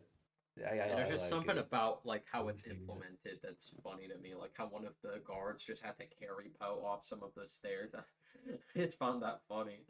Also, another thing I laughed at is like when Poe is at the top of the stairs, and then like Shen is expecting this big interaction between both of them because Shen is expecting the panda to like be this fearsome warrior who's gonna take down his empire, and then Poe just doesn't even know anything about what he did, and then he's just like, "How you doing?" Like he's just like a regular bad guy to Yeah. him. I just found that kind of funny, but also kind of sad because of how oblivious Poe is to the monster Shen is at the moment, and it's like, yeah, Yeah, yeah. hmm If anything, he doesn't come in overconfident, but sort of like blissfully unaware. Because after the first movie, he's more proud of his abilities. Then, like, actually seeing, like, making that Shen connection, he sort of spirals from there, which he learns to overcome for the inner peace scene, and that leads to them, like, the whole resolution of the movie. It's really cool. hmm I Neat, like it a lot. neat stuff. Lovely, lovely Yeah, lovely it's little just movie. it's a very good Yeah. movie. A lot of this stuff I found to be enjoyable. Shifu doesn't really get much into this movie. I mean, let's be honest. After the first film, Shifu was just kind of there, kind of like advising Poe at this He point, rather than being like having his own arc going on. But he serves his I purpose like pretty his well. he kind of bookends this one a bit, and I like that bit. I like how Yeah, it's nice seeing him like just so calm in the beginning because it's like yeah. he's very blatantly the complete opposite for the most of the I first also movie. like when he said It's that like when he Poe was balances peace chosen, it was and like the worst day of his life. I, I thought that was a yeah, funny exaggeration. I mean, okay, yeah, maybe he said yeah, it wasn't an exaggeration, but yeah, it was funny. yeah, it really is that bad. But all the visual of that part too, like waterfall and everything. Yeah, Yeah, it's a it's cool setting. so nice looking. Yeah. Yeah, Also, just it has a lot of the really elements great. that made the first film good. Just kind of like the emotional core is like a huge part of why I like it. On top of some of the good bits of humor we've mentioned and the great action. Like I love the opening village scene with all the instruments. The entire climax with the fireworks is cool. I like Poe just blocking all of Mhm. the big like big pieces of ammo and overall weaponry aiming at him, and how he's able to just fling them back at Shen is a very powerful Mhm. moment. And yeah, in general, I Mhm. never really thought that the Jack Black little quip things really distracted from the tone of this movie. I thought it was like, yeah, No, no. I think a later movie has like the quip problem a little more, and yeah, we'll get a to little that. But no, more to the point where it's um, like, even though I don't think there's as much like moments when there is humor that I laugh at, it's done in the amount of moderation I think it needs to be, and it fits very well for what the yeah, movie's going for. I So don't know. Another joke I I'd laugh at recommend. is when Poe says hey to the wolf, and then he just says hey back, and then he just beats the shit out of him afterwards. It's a cute little joke. It's not It's like a funny. absolute like I don't know. It's not like the That most hilarious gangbuster thing laughs, ever, but but it's it's fun. cute. There's a lot of cute instances of humor sprinkled in, and it never really distracts from the dark tone in some places. So I can appreciate this movie in Yeah. terms of not poor tone management. Like, yeah, No, it no, works of well course, for of me. course. Um, yeah, a lot of Definitely, it just like definitely. a lot of it is just so remarkable. The climax is good. There's a lot of great action moments. I like Oh that. my god, the scene where Poe finally lands the hit on him, and he does the little ball thing when he's like, "Whoa!" That final blow is so satisfying. He just lands it, and it's like, Yeah. "Oh my god, that's so cool." Also, I going back, love I it. didn't talk much Love it. about this. I think I briefly mentioned it earlier, but I do really like the interactions between Poe and Tigress, and how Tigress clearly, like, despite her being like kind of having this like tough, like portraying herself as a tough warrior, she genuinely cares about Poe as a character and tries to like protect him in multiple instances. I think that like adds some nice detail to her character. I like how they never really explain her backstory and kind of just like make it all like subtle, because that's not really what this movie is about in any way. We don't really need to know that. And some cases. I just think that like Hmm. makes her more understandable. Just she's just a good character in terms of her moments with Poe, and I like how it never leads to some stupid romance because that would have just been really dumb to me. No, yeah, no, no, ugh, we don't need that. We don't, yeah, we don't need. Very I don't awful. think Poe is the type of character that needs a love interest. Though I think I don't Mm. know. They tried to almost give it to him in the third film. I don't know. It's weird. We'll talk about that soon. Oh, there But was Ash, but nah, not really anything. yeah, Uh, um, no. yeah, that's most of it. Mostly it. Um, this is more. This is definitely a lot of it is just a very good continuation of the original, and I just love the ending scene where with between Poe and Mr. Ping, when Mr. Ping comes to hug him, and then Poe tells him that he figured out where he came from and how he ended up in the basket, and then he realizes that he's his son, and then they hug. Oh, it's such a beautiful moment. I Oh, love it's that. such a nice conclusion Yeah. because eventually, like, it leaks back so well because the whole thing is about Poe because of his past. He wasn't sure if he could fully accept his father because he's not literally biologically him. But now that he's come to terms with the inner peace, he can accept that, and they have this nice little resolution. It ties the movie together very well. Yeah, I Lovely, also lovely love stuff. this little detail. It's kind of similar to the little hint of remorse in Tai Lung's eyes from the first film, but when Shen is about to die from like a part of his ship, you can see his eyes like closing, almost like he's accepting his death in some way, like kind of almost free that he's able to kind of stop continuing this path of madness. It feels like deep down Sen has been stuck in this place where he realizes he is forced to continue being this monster and Yeah, like taking over China, and he's unsure when he'll ever be fully happy. And like it's genuinely a sad. He's genuinely just such a sad like um in terms of peril like just a sad like different part of Poe in some way, like basically the opposite. I meant to say, yeah, the polar opposite in some way. And it's genuinely like sad to mm, see him just unable to find any sort of peace to the point where he's just accepts his death when it looms on him by the end of the movie. And yeah, it's great. It's great. What an amazing movie. Damn. I definitely. I can't believe like these titles for something like Kung Fu Panda. It has no reason to be as amazing as they really are, but I just love them Mm. so much, and I'm gonna continue revisiting them Yeah, for yeah. ages. Even though we still have two movies left to talk about, but yeah. Do you have anything Yeah. else to say about this movie? I think we wrapped this one pretty well.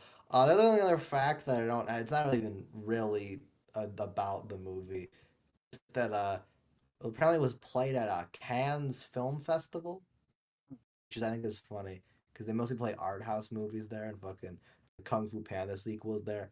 Shrek also was. I guess it's kind of funny. That's that's entirely unrelated to the Didn't actual Charlie thing. Kaufman have Uh like an impact on this movie or something? He did.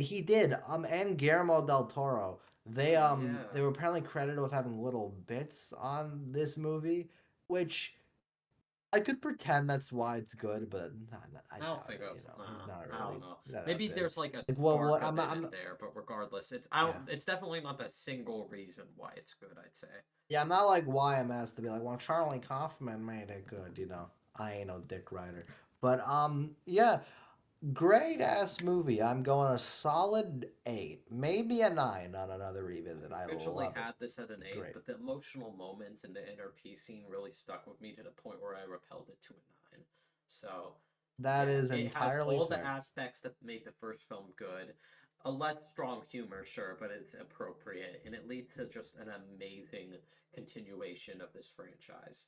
It's so good. It's Yeah, a 9 yeah. for me.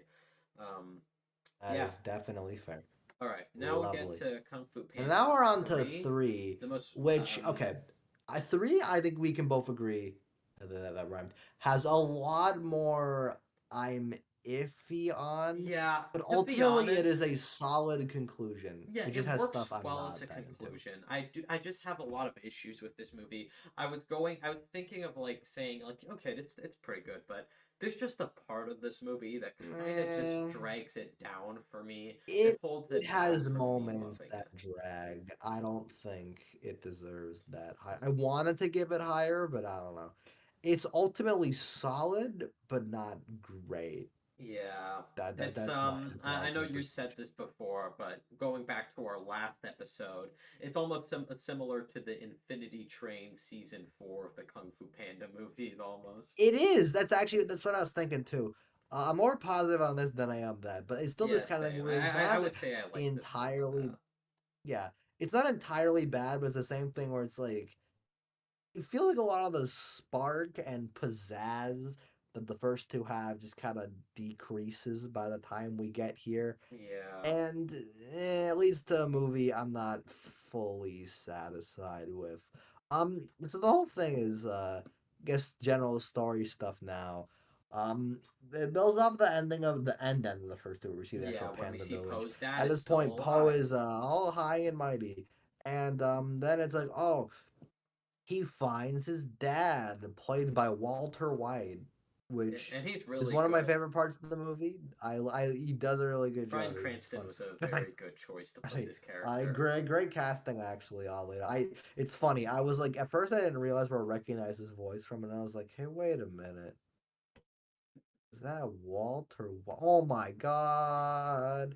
But he does great little bits. And then eventually um, he goes back to the panda village where a lot of the pandas went after the attacks in two, and Poe just gets to reunite with his lineage. He gets a whole thing there, Yeah, but Oogway's old rival is implied I Kai, played by played J.K. by Simmons. J.K. Simmons, comes back, and Kai Cenat is not very happy because he wants to steal all the chi, I think they call it, Yeah, it's the so you can chi. It's become like like more the I powerful think and it's have like the more thing that's like control. around everyone. It's like the force. Yeah, It's all essentially yes.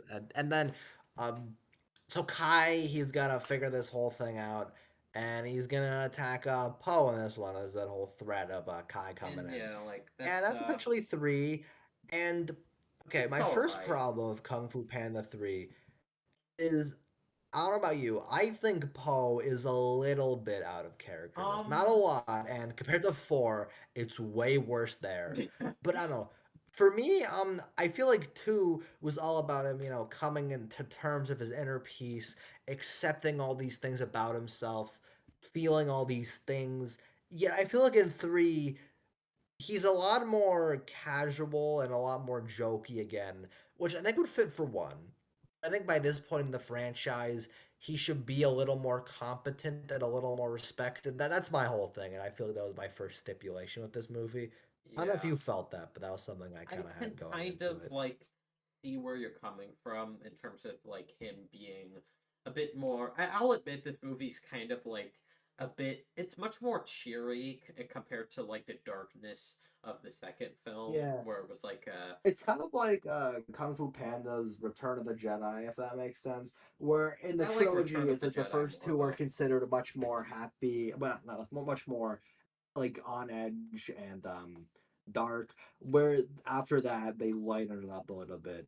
It's not the best metaphor since I love Return of the Jedi and I'm not as Same. stoked on this movie. But I get where that's the label I see bestowed to this one a bit.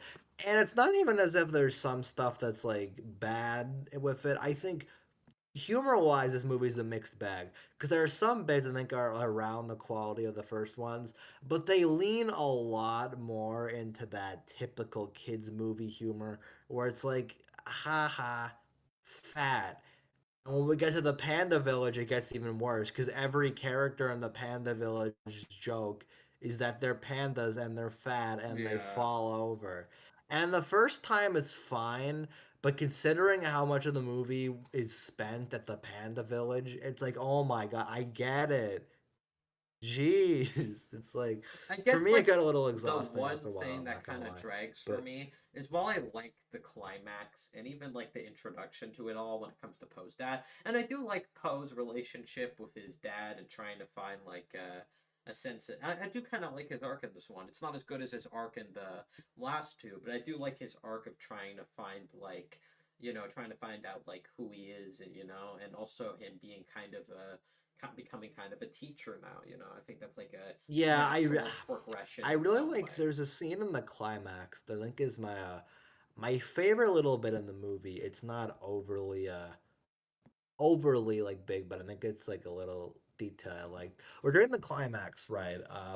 Paul's gotta he's gotta like teach the other pandas how they're gonna deal with Kai when he comes, and eventually he like realizes.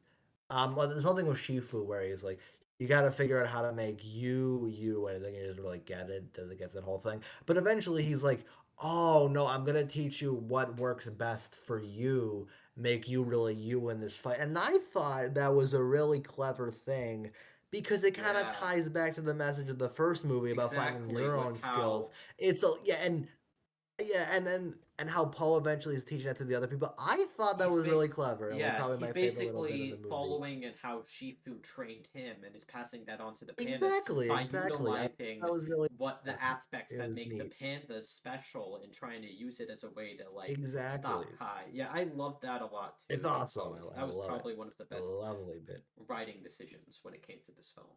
I liked how, Hmm. in general, the stuff with like I like Mr. Ping being kind of jealous and kind of worried about Poe potentially like moving on to his real dad and whatnot. I think that's a cute little conflict thing, and I I just like do getting like more of the a Ping. I think he, like I've mentioned, he's a very likable guy, and getting more of him naturally for this yeah, he's a great dynamic here. I character. like that they don't go too far with it though, because you don't have some stupid thing where Ping's like, "Oh, I don't want you to, Paul. I don't want you to choose your Walter White dad over me," and there's like a He's never stupid like fight. a No, like he's a sure little he's a bit nervous over a jealous and bit. whatnot, Uh, but he's yeah, not the for biggest a bit. asshole about it most of the time. Exactly. They don't morph him at all character wise. And there's actually this nice scene later in the movie where Lee and Ping have a little talk over and how they Oh, can I both love that appreciate scene. their son. And I like that scene a lot. It's really nice and I think develops them Hmm. in Yeah. a neat way. I also I like I that really scene just between Lee and Poe about like Poe's mom in general. I think that was a cute little callback to the rest of yeah, the film. yeah. I, you Nice. know, Mm. also I I would just like say how though. subtle it is. Like once again, Lee never like says your mother died once your mother died or whatever. Like I said, it's My all just mother never subtly shown, and that's what I like. It's like kind of Yeah, a yeah. type of scene I would see in the first two. So like I said, there's still definitely Exactly. parts that capture the magic of the first two. I just think as a whole package, it's just much more flawed than the other ones. As a whole package, I think three's biggest problem, well, it has two, but they're kind of tied together. It really has a lack of urgency Yeah, I and kind needs of a better agree. sense of There's just pacing. not a Those are lot my of two things. tension within the Because village. see, Kai, I feel He's like all right. the first two villains, Tai Long, there's that stake of oh shit, he's going after Shifu. Like when Shifu says Tai Long escaped and he's coming, that's like oh my god, you feel that. Shen is very obvious. He massacred all those people. You get that. But with Kai, it's just kind of like oh, he's gonna get the chi, but I don't know. He's He not doesn't as have much like of a relationship with scary. I like Poe, his to be design. He has a honest. good theme, and J.K. Simmons does amazing Yeah, the theme vocally. is But it's amazing. like, It eh. slaps. J.K. Simmons is And great. Yeah, the vocal delivery just sort of carries the character a little bit in my yeah. eyes. But that's the I whole thing. just feel like as a And character, he's just not like overly developed, and like I said, he doesn't just have yeah, this like the most amazing relationship with Poe. Like he doesn't have any sort of like big no, thing no. with him throughout the majority of the movie, and like he's just not at. He's pretty. I still think he serves as as a good threat. I like the opening action scene with him and Oogway. I think he's set up well, and I do kind Yeah, of I love like his this. backstory, of how he's Yeah. like The Spear a Realm friend of visuals I Oogway. really like a lot. They're cool. Yeah, And I think bringing Uguay into it was a smart character decision yeah. because it really makes it feel like this trilogy is coming full circle. You know, the character that started the franchise with bringing Poe as the Dragon Warrior, he's ending it with his like Mhm. nemesis essentially being the bookend. Not after four, that is another movie after. But for a while in this we were a trilogy, it felt very conclusive, which I do like that a Yeah. lot. Um, I will say also though it's I think the lack of tension is like I said, it is magnified by the pacing because in the first one there's all this preparation, you get all that. In two, there's the stakes there, there's a lot there. But with three, I feel like right when we get to the Panda Village, the pacing takes a screeching halt where we just Hmm. spend a lot of time here with these characters who, one, are not very interesting. Like I said, they sort of repeat the same joke a lot, and Yeah, two, just kind of like it's not really training, so it just kind of feels like we're wasting time. 'Cause it's like, well, there's like an actual threat, but just we just kind of halt so we can spend time here. And there are exactly. some bits I like that scene we mentioned with the dads. But Hmm. it's like, I think there the movie really It just drags, kind and of, it just kind of hampers my no, just enjoyment like of kind it of a lot. focuses and just stays there for too long in the middle. It's just the middle portion that drags this film down for me. Like I said, it's kind of just all just fine. There's very typical jokes. Like there's one panda who just kind of likes to hug everyone. I think he's played by Wayne Knight because I recognized his voice sounding very familiar. I think that's, I don't know, and it says Wayne Knight's in the cast, so I I think think it is. I remember one of them definitely. It had the voice. I could tell because it sounds like Al, yeah. There's also Toy like Story this 2. other panda who I guess keeps flirting with Poe, and she does her like dancing thing. It's whatever.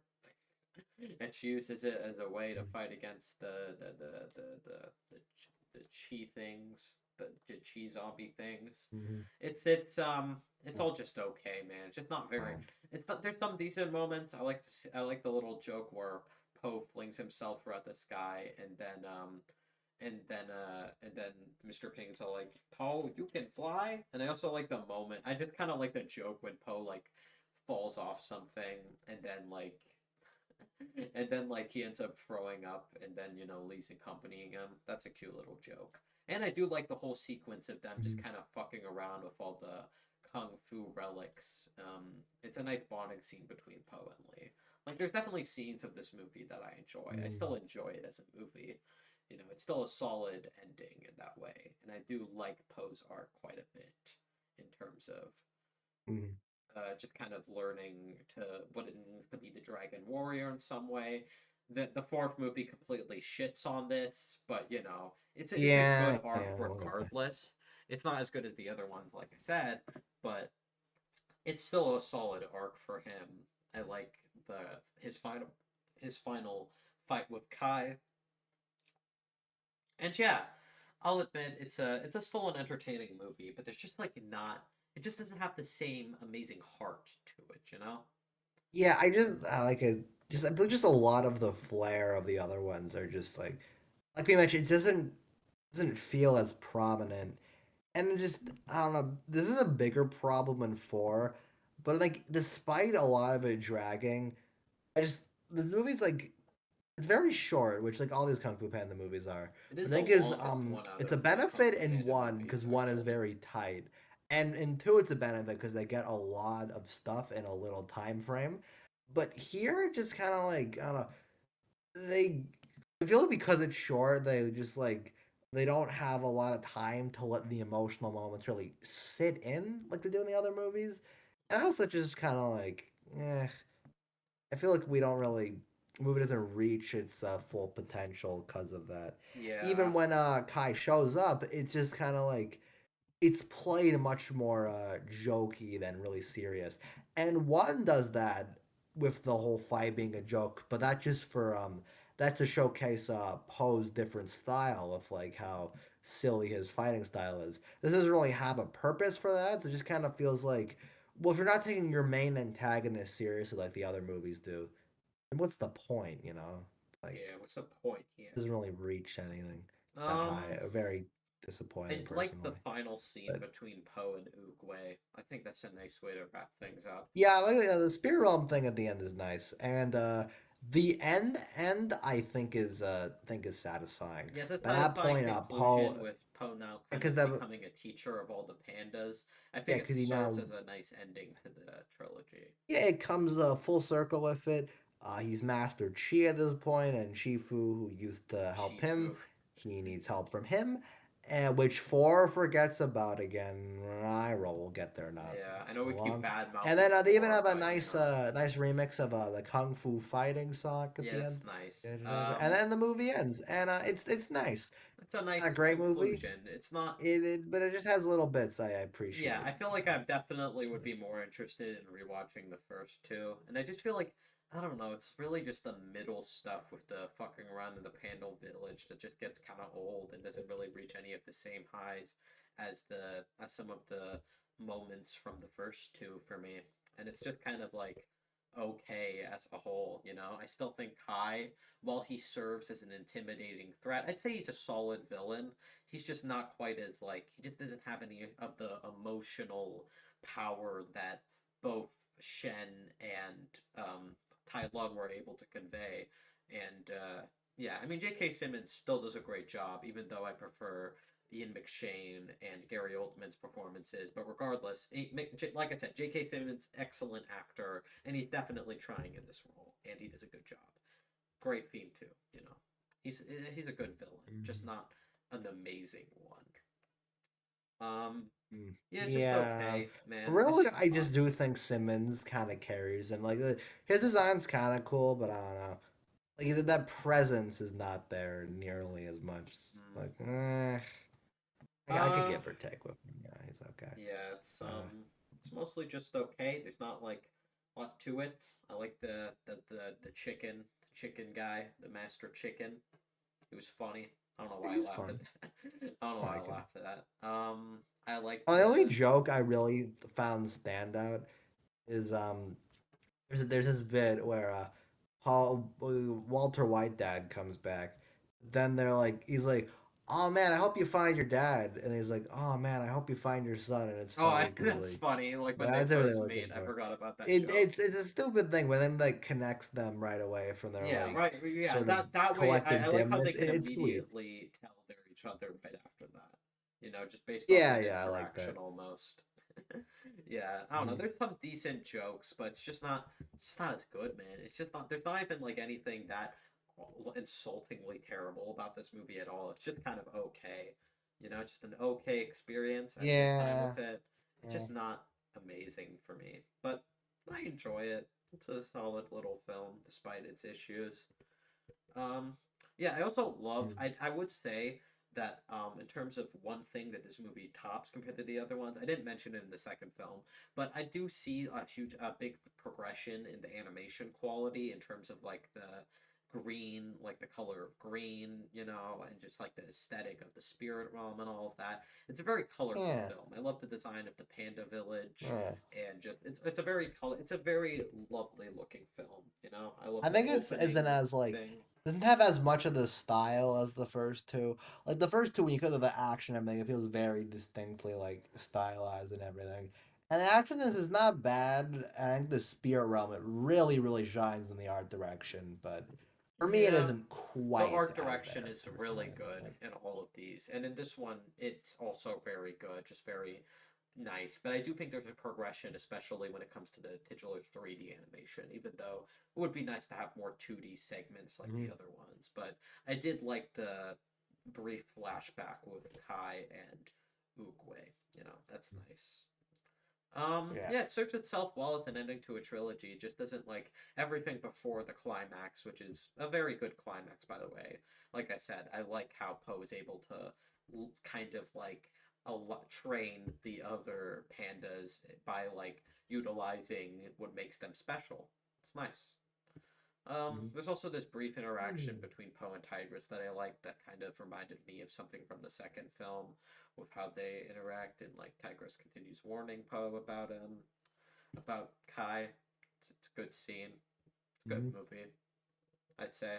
Not a great one, E. but a solid little film. It's I decent definitely don't have ultimately. much like There are a passionate lot feelings of about things it. I like that are ultimately dragged down by stuff I'm not into at To all. be honest, it's So, easily the Kung Fu I don't Panda know. movie I'm least I'm the least passionate about because the fourth one I feel like it's very obvious that we did not like the fourth one at this point in the episode, but yeah, I have more to say about that one, and Yeah, that's pretty much all I have to say about this film. It's a Hmm. solid little movie. Yeah, I'm giving this one a 6 out of 10. I'm also giving it a six, like Yeah, a high 6 out of 10, probably. I was thinking of doing a seven, but that middle definitely drags in some cases and holds this back yeah, from yeah. being a Mm. true good Speaking of experience. drags, Kung Fu Panda 4. Eh. Yeah, let's talk about this one. So this one, we got a big time gap. 8 years later, just last week, I think this movie came out. Which, on one hand, I'm grateful for because it got me to do this rewatch of the movies and then do this episode. Mhm. On the other hand, though, it is terrible and easily the worst Kung Fu Yeah, Panda no, movie. It no is so contest, bad. bro. It's just Mm, like this is no the way. big.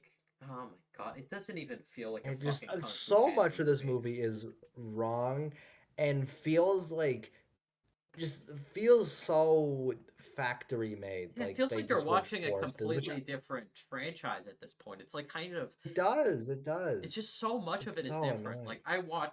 I ended up watching the original trilogy after I watched the fourth one, and I'm kind of happy I did because it allowed me to like appreciate them more and also allowed me to hate the fourth film more because it basically shits on a Mhm. lot of what the trilogy did in that way, and it also just doesn't have.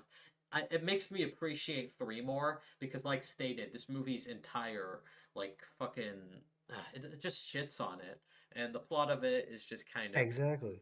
the plot is dumb. So basically, Poe is now going to become a spiritual leader. I guess I don't know. Even I guess because at the end he was like a teacher, and now he's like a spiritual, becoming a spiritual leader, and now he's got to fully let go of the role of the Dragon Warrior, and um, and now he's got to find a successor. Now the idea of Poe finding a successor isn't actually a bad idea.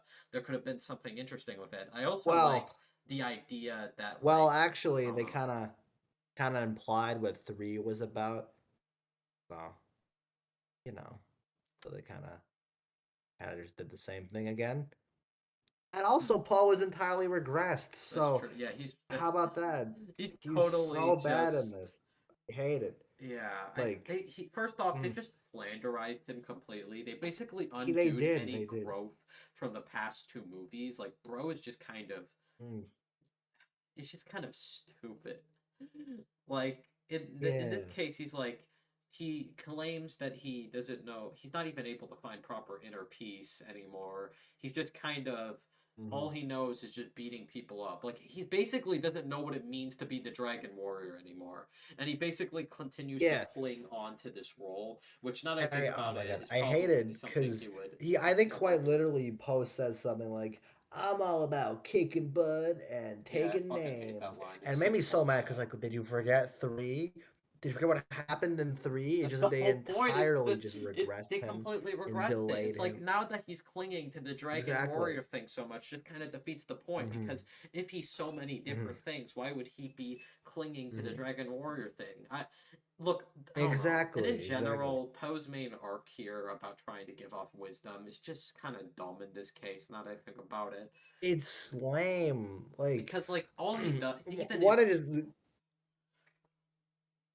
Sorry, go on. like I don't know, like even if first off, Poe I feel like doesn't really need to learn how to become. I just feel like this isn't really something like in terms of Poe learning, adapting to this change in his life. He It wouldn't. definitely doesn't feel like And it's like something he needs to learn at all. You know, it's stupid, and frankly. it doesn't it's like not even in 1 was he this immature. I don't like Oh I yeah, wouldn't even definitely. He think. was He's just like mature enough he's to so like have these down. deep conversations with like Shifu and whatnot. There's like nothing like that in this Yeah. movie at all. He's just regressed Yeah. so much. He's just like lame, He just feels he's just annoying in this movie, almost. honestly. Yeah, It's like the exaggerated version of what you think Paul would act like from the base idea. Like, if you didn't know Kung Fu Panda was a franchise, we're like, oh, Kung Fu Panda, that's a stupid idea. Oh no, the first two made the solid this. It's like that's just the stupid idea. He makes more fat jokes than like fucking queso. It's just like they make so many in this movie, and it's like I'm like 3 got yeah. excessive. This is even more annoying with that. It's like, haha, he's fat. Like we fucking get it, and the worst thing about okay, this movie has a lot of bad things. I think the worst thing about it is I felt like I was watching it on two times speed. Oh my This movie goes goodness, Jesus so Christ. fast It's for no good lightning reason. I fast, and couldn't keep up. it's so Could not keep up exhausting genuinely. because of that, because the movie It just doesn't let kept moving, and I'm like, stop. just calm the fuck Ah, I hate down. it. It's so hard to Exactly. keep up with. Everything is just like all in your face. Oh, Paul beats this stingray. And also one little thing I noticed is that in the opening they Mm. literally use the exact same music from the opening of the first film when it comes to the opening fight scene between Poe and the stingray. It's just like right off the bat, it's just kind of Mm. really, bruh. It's not even Yeah. like it's just kind of Poe is so lame, and he's got to find a successor, which is kind of just like I don't know. At the same time that I think about it, I feel like the Dragon Warrior is something that I feel like should have been just established as like a one type of thing that only like I don't know. I feel like Poe could, you know what I mean? Like kind of just something that only Poe could be in some way, kind of a part of his. I don't know. But in general, he's like the whole third movie was him coming to terms with that, and now he's kind of giving it up in that way. But I don't know. Like even then, him becoming like kind of kind of continuing to follow in the steps of Oogway isn't a terrible idea, but the movie just uses it so poorly Yeah. because the arc is one, like I said, the pacing is atrocious. That's easily the biggest issue I have with this movie, which means this arc is barely able to develop, and all Poe really does is just fail at giving wisdom, and then all of a sudden he can do it by the Yeah, end. yeah. It's just bullshit, frankly. And then Oh my, Aquafina, who yeah. plays Zen, like the fox, See, I'll give and credit. I don't think many people like Aquafina, and I don't either, not at all. But she could be worse, I guess. The in problem this is movie, yeah, she could be a for lot worse. She's in not as this bad movie, I think the, as her in The I don't Little know, I think Mermaid she's and had Raya and the worse. Last Dragon. Oh yeah, yeah. Fucking scuttlebutt. But the problem with her in this is she has no chemistry with Poe, really. Exactly. And that's a big problem when they're supposed to be your main duo. The arc they go for is extremely predictable. Because I knew from the second she appeared on screen, I'm like, I was gonna make her the Dragon Warrior.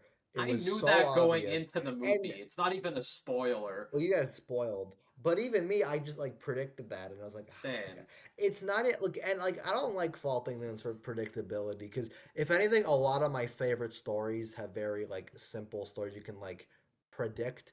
However, with this, it just like it doesn't go entertaining enough for me to like forgive that. And it's like she's just such a lame character. It's like, oh, she steals, and She Paul argues steals. with She's her, a but then they thief. She's unform a. an They're unlikely both bond orphans. like you see in every Wow. fucking animated movie ever. And this is a little thing, but I know this is like a detail of her that I found really annoying. We're like, okay, so later in the movie, when they set it on their quest, they go to this big city, which somehow doesn't know who the Dragon Warrior is, even though I it's don't. like a Even though Bro saved worldwide the concept. entirety of China and they don't Yeah, know who he exactly. is. You'd think if the people in like where Shen was know him, you think they know him other elsewhere. Yeah, he But should be so the like point a is, they don't hero know all him. across China.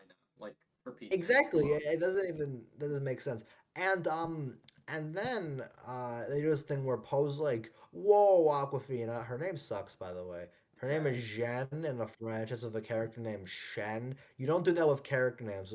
Character names 101. You don't have them sound too similar. That sucks. But Yeah. anyway, um, so then she's like, "What? You're a criminal?" Because she has a Anyway. wanted sign. And Poe is surprised by this, even though her first scene is breaking into the Oh my palace. god, Like, that's so what? true. What was that? How It was so stupid is weird. this Like, guy why would he become think of now? that? Like, Exactly. What did they do to him? what did they do What to did they my do to boy? him? Also, It's he's in two scenes, but they fuck up Shifu so badly. By the end of the movie, when Poe brings Jin to the palace and like Shifu, I want to make her the Dragon Warrior, and then Shifu just gets pissed, even though that goes against his entire fucking arc from the first movie. He should be the one that mm, trusts Poe on his word by allowing her to become the Dragon Warrior, exactly. not against it, because he went through that exact same fucking conflict.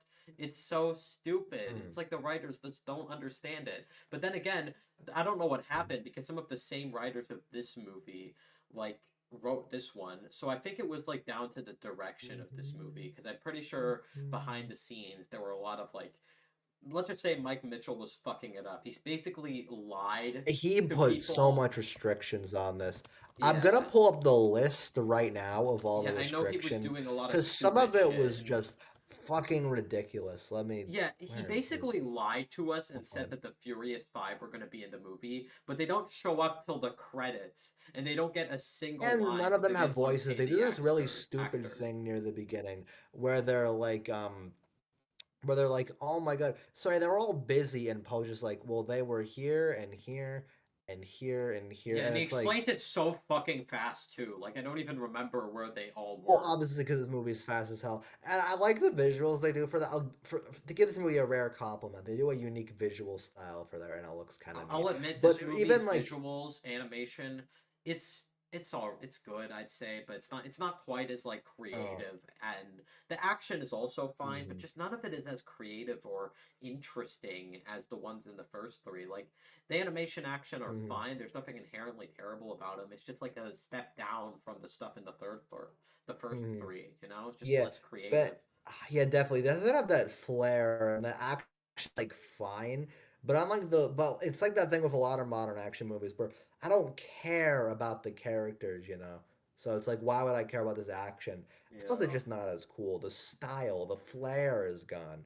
Hmm. But anyway, side note, I got that list of director stipulations, and I want to read off a couple of Yeah, these because I I find them wanted to find very that. interesting. First was it was apparently going to be live action animation hybrid I at don't know what first the and fuck feature he human, what? which is really weird. Apparently Chameleon, which we'll get to him in a bit, but he was going to be live action, which is really really weird. I'm glad they did not do that. That would be even worse than it already is. Um, Somehow, yeah. where yeah, Mike Mitchell, he said that he wanted this movie to be more funny, which is a direct contrast of Wow. the goals of the first movie that did not want to be a kung fu spoof. We've progressed so much, we're at the complete opposite by this point. Yeah. Very sad. Apparently, at first, some of the stuff explains how stupid some of the characters were. Because apparently, in first, Chameleon and Aquafina had no backstory. In like first versions, they had to add a bunch of stuff in, which What? makes sense why all that feels stupid and last minute. That's Because true. it probably was. You know, then oh, this is my least favorite. The runtime was a studio mandate since they believe children can't watch a longer movie. Wow. Yeah, Like, I heard about you're this. It literally pissed me admitting that you off when I think heard about children it. are stupid. It's Like, so it's annoying. stupid. Like, yeah, I damn hate it. it. It's stupid. And And especially this even movie's so fast paced. it's just Like, such oh an god, I hate it. insultment to what Kung Fu Panda is as a brand, man. In Exactly. every way, it's such a Exactly. it's made for like kids. I can't remember a single most of the jokes I didn't remember. I can't remember a single time I actually laughed. Like even the closest time I got to Mhm. laughing was this one okay scene with Lee. It wasn't even really something that made me laugh though. It was like not a stupid terrible joke. And also Yeah, Mr. nothing really Ping like and got me Lee. actively chuckling. Yeah, exactly. No. Mr. Ping and Lee have this like side plot, which like first off, I don't know why Mr. Ping is so worried about Poe fighting this sorcerer all of a sudden. After Yeah, bro it doesn't make literally sense. fought the guy who He murdered all the pandas, and now he's worried about a Exactly. sorcerer. And like I think Poe even says something like, "What's a no good chameleon gonna do?" But it's like, yeah, that's He's true. kind But of no, for some right, reason yeah. he's so scared and so like, It's no, so no, out of no, character for we him. gotta And go then get him him. and And it just feels like regressing Ping so much. I give credit that I obviously mentioned off the top the fact that a 95-year-old man is still delivering the vocal chops. Like I yeah, like greatly he respect. I really obviously find his sounds different, but I won't deny for a 95-year-old, he's doing pretty damn well, you know. Yeah, yeah, He's James, still massive emoting quite props to well. James Hong for still putting his all Yeah, into this Bryan movie. Cranston also Yeah, did I good just in this wish he was movie. given better material. Walter White is back in this, which they cut a lot of the celebrities, I assume for budget reasons, Yeah, all the and I guess Furious to get Five are Aquafina. gone. But I'm glad he Yeah. stayed at least because I feel like if they gave him a different voice performance, that would take away a lot of his character. In a Hmm. way, I like having Lee and Ping play off each other, but also it just for such stupid reasons. In both of them are horribly out of character. How much they want to be like, oh no, what's gonna happen to Poe? Like idiots, Yeah, they shouldn't stay care. back. Ping was fine They in also the first three. Mike Mitchell also lied when he said this movie was going to bring back every single character when he wasn't even going to bring the furry. Originally, the Furious Five weren't going to be in the movie at all. Apparently, the Yeah, scene with exactly. them was added like last minute because people wanted them in the Yeah, movie. So they were. yeah, it's They just stupid, brought it back very last minute at like, and they didn't which you even could get tell a that they come line. back in They the could have had credits. the They don't even celebrities. say words. So yeah, Yeah. but my only connected Also, to that, by the way, sorry. Yeah, you can say your thing. I'm it's gonna. like they bring back some of the old villains, and Shen and Kai don't say shit. Tai, they brought Ian McShane back as Tai Lung, but not only does he barely do anything, but even when he first goes through the Spirit Realm portal, like you expect him to be filled with rage or something after all he's been through. Like he's been banished there for years. He found out that his power was once alive. He was like in prison for 20 years. You think he'd be even more mad being concealed in like a different realm for a longer time, being Mhm, beaten by a big fat panda. But no, he's just kind of fine and casual when he re-enters the portal, and then he just gets his mhm, power consumed. And then the most bullshit thing happens when, after roasting Poe, saying that he never deserved to be a dragon mhm, warrior, he just accepts him after he mhm, beats the chameleon. Like that is bullshit, man. There's no way Tai Lung would do mhm, something like that. It's so out of character. It's like, I hate it. It's so mhm. dumb. This Yeah, movie's I just plot so is like a stupid fan because fiction. oh my god, it is. See, it actually ties back into. I was looking at the list again because this is a big list this that I didn't mention before, like where I was reading off some of this like notes. It kind of ties back to this point where apparently, and I quote, writers seem to hate comments poking holes at the story. So like, I think they just entirely dismissive of any criticism. So any of this doesn't make I sense, feel which, like this great movie, job for writing a movie, guys. yeah, Fantastic. great job. But Like, I swear this movie, I don't know how good it would be, but they should have just gotten a fucking different director, man. Like, I know there was rumors that Joel they, Crawford, the guy who did Last Wish, was going to yeah, direct it, but then no, they got this guy instead, and he basically we'll fucked the see. whole Look, thing up. the Like, thing is, I love Joe Crawford. He was like, he's kind of the saving grace of DreamWorks right now. But see, I don't even know if it's that because yeah, I think a new director could have had more of a spin to it, maybe in it all unique just depend animation on what style would for Kung happen Fu with the Panda. story, Like, man. yeah, it really just does come down to like the story All I part of know it is and how like I'm just lame certain it that all it would is. at least be better than this. Okay, if it It was a different definitely would, director. yes. So that's why I Mm. kind of continue to Yeah, wish that. But oh well, I guess we yeah. can't Oh my have god. nice things. It's pretty DreamWorks. good. The more I read through this list, the more I just hate it. See, look, okay, one of them is Stephanie, the co-director, wanted for Kung Fu Panda 4 to stay truer to Kung Fu Panda 1 and Kung Fu Panda 2, but was dismissed as a nobody by the crew. Like they're Wow. not even hiding it, man. Did Look they at just this. This hate is the first two movies? yeah, I think they did. Okay, you're gonna have to link this tweet, Anthony, in the description of Yeah, this I'm gonna do video it in the because there's just so description. It's much. such There's so much here bullshit. that just blatantly gives away how much the writers just hated the like ideas for this. Like, oh my god, just so stupid. I hate how just like Yeah, dismissive yeah. people are of it. There's also another thing where this isn't something that offends me personally, but Anthony, did you ever watch any of the Kung Fu Panda shows or shorts they made? Because I I never did, think but I when know I they was made like a really lot. young, I watched a bit of that, a bit of like the bit of the show with like a lower budget. I don't remember anything Yeah, it about was it called though. like Legends of Awesomeness or Yeah, I something. I watched that didn't when I hear was much really about it. Other young. than that, it's apparently not that bad, and the guy they get to play Jack Black is apparently a pretty solid successor. But point is, where was I? Yeah. The point is they mentioned here is one of the notes is TV shows are now non-canon as they are under separate film and television divisions that are quoted as being rivals.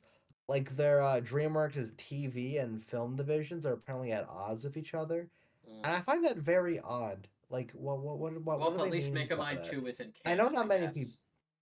Yeah, oh, yeah, I guess so. Honestly, Fuck, there's as much no. as I don't bad as know. this movie is, Yeah, I highly doubt as bad as Mega. this I movie is, think at least it's not Megamind 2 is Megamind probably and worse. versus the Doom Syndicate I haven't 2. seen Yeah, that yet, but I'm could be assuming it's that. probably worse based off the trailers. Yeah, definitely. um, No way it's worse.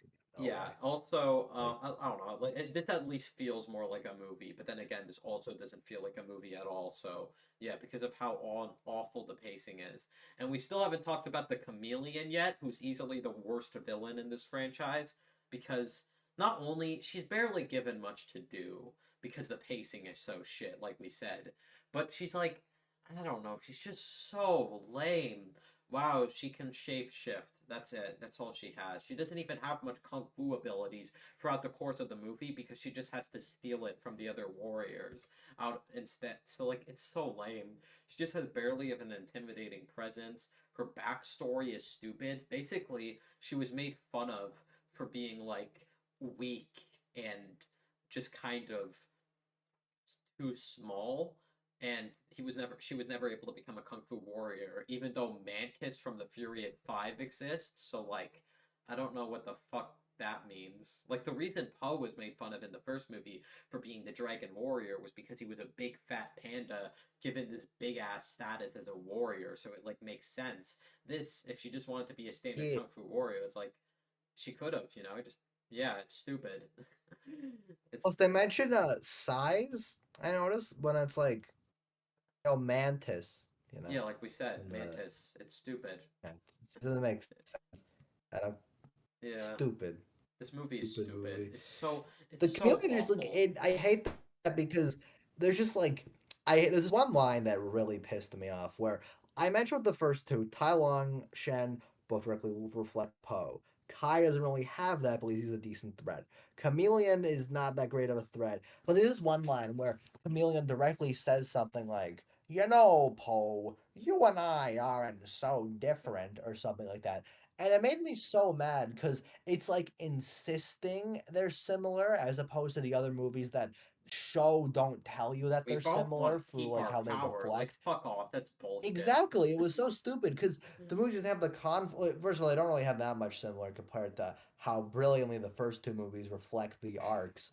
But at least they like have like it just shows how much they don't respect their audience. Just directly state it like that.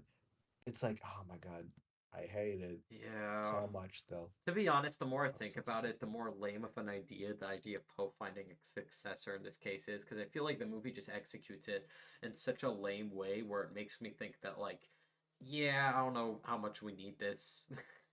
I don't know. Maybe it could have been. It would have Yeah. made sense if it was like more like someone in the Panda Village, which I guess the movie just kind of forgot about Mm. Poe training everyone in the Panda Village. So like, yeah, we could have seen Poe like continue to be a teacher and following in Oogway's steps more, but I guess we're more like, I guess Aquafina is just Mm. such a good character in this movie that we just had to go in this angle instead, and also have Poe just fail to give wisdom, and also have the pacing move at 2 times speed, like you said. So, yeah, it's just Yeah. like a lot of it Just is a annoying. Like mess. Like at the same time, more Kung than Fu Panda 4 is an idea, like making a fourth film. I'm very mixed. On one hand, there could be more that could have been done with, but I don't know. It's all depended on the writing, and they fucked that up massively. So yeah. Uh-huh. And yeah, there could have been something interesting here with continuing Poe's arc in a different way, even though it kind of concluded well in the third film. But regardless, they could have expanded it more, maybe, but they didn't. They just did the opposite. It's annoying. It's such a mm, stupid yeah. movie. What were you gonna say? Hmm. I forgot where I was going with it. I think this is missing because I know there's a lot I don't like particularly, but I think we covered the ground with, like the villain, how like they just directly just tarnish Tai Lung, all that. I Yeah. I hate that because also, he would have so much anger, but they remove it all, and he's like, maybe Uguay was right. Like he would not fucking say that. yeah, That's that is bullshit. so fan And they don't even fiction-y as talk. well. And Like, the fact that yeah, and the fact that Poe is so power scaled down, because how is he having a problem with people he literally beat before, you know? I'm Like he's just so unsure. nerfed in this. It sucks. I hate it. Yeah, that's true. Stupid movie. Stupid movie. Um, what else was I gonna say? the portrayal between Jen and Poe, I just didn't care because the pacing is so shit, and also like it was lame. Turns out she worked for the chameleon. What do you know? I feel so betrayed right now. And totally because the only scene they had where I Mhm. feel like they were bonding was the boat scene where they just said, "Oh, they're both orphans. How clever. Can we expand on that a bit more?" No, no. Mhm. All right. Okay. This movie gets worse the Mhm. more I think about it. There was a lot of things that just genuinely pissed me off. But really, I was just so mad getting out. Like Loki.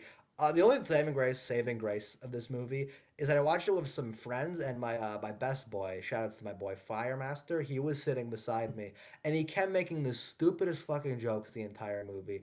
And that was the only thing that carried it. The fact that I had some form of entertainment from it. But otherwise, I would not be enjoying Yeah. this movie at all. Also, I hated so much. Yeah, also Stupid when they ass brought movie. also not only does it Yeah. not make much sense to bring Kai and Shen back, mainly Kai, because like Kai fucking disintegrated into this in the spirit realm at the end of the third movie. So do you expect us to just believe that when he disintegrated in the spirit realm, he just respawned again in the spirit realm? That's fucking stupid. Like like why would he do that? He Yeah. fucking died and disintegrated. He no longer exists anymore because of what Poe did to him. Poe basically killed him. Now that I Yeah. think about it, yeah. Yeah, But exactly. and then I don't know, Shen, it's I so never stupid. thought he was really a kung fu master. Where I feel like that's where the spirit realm was always shown to be. Like he Well, was. yeah, I know, according to this stupid tweet paper, which I know I keep going back to, but it really does reveal a lot of the core problems with the movie. Apparently, they like. Let me find the exact thing they said because it's stupid. They're the, the, the, they said not everyone who dies goes to the spirit realm. It's not a definitive rule behind the scenes, but it's vaguely agreed upon that only kung fu practitioners can pass on. And they said that yeah, just so weird So they were apparently, clearly because aware behind the scenes of the multiple criticisms we have with this movie. yeah, exactly. Also, the kung fu thing doesn't even make sense because Tai Lung was very much kung fu, Tai but was Lung, it makes like sense for him to come back. I'll was give the movie was that. Shen really? Shen didn't really do that. Yeah, Not bro, really. literally Like he was just this like tried to destroy kung fu. That never really, like I don't think that would make him a yeah, kung fu master. and Like he, and Kai doesn't really do traditional kung fu either. Not really. yeah, yeah, Like he doesn't really. He he's just kind kind of of has his uses own his jade thing. chi Oh. powers. Now that I think about it, Yeah, so so not really that they can't even. Re- by the way, the movie does not say anything about that being in the kung fu rule. I'm going directly by what this what we info we have of the behind the scenes, but they're not yeah. even consistent with their behind the scenes rules. So it's like, God, it's so stupid. The best part Jeez. of this movie is the song that plays in the credits, which is a Jack Black cover of "Hit Me, Baby, One More Time," which kind of goes hard to be honest. Yeah. I was happy One to see more that in the time. credits. It's pretty catchy. Give it a listen. You don't need to watch the movie to hear it though. Just Mm-hmm. listen to it on YouTube.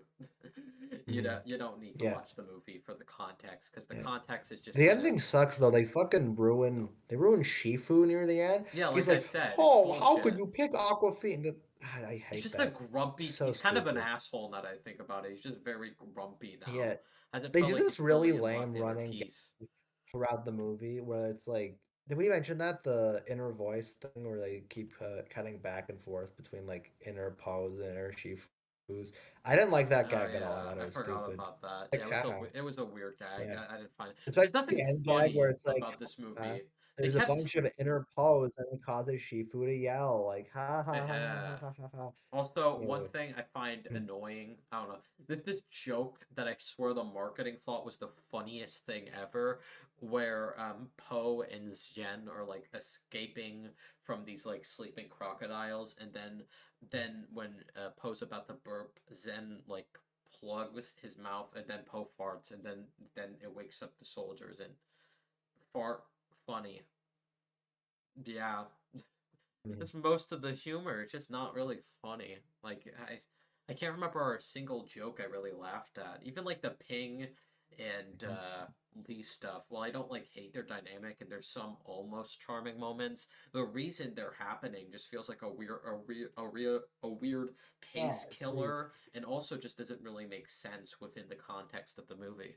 So, yeah, definitely not. No, big detractor for me.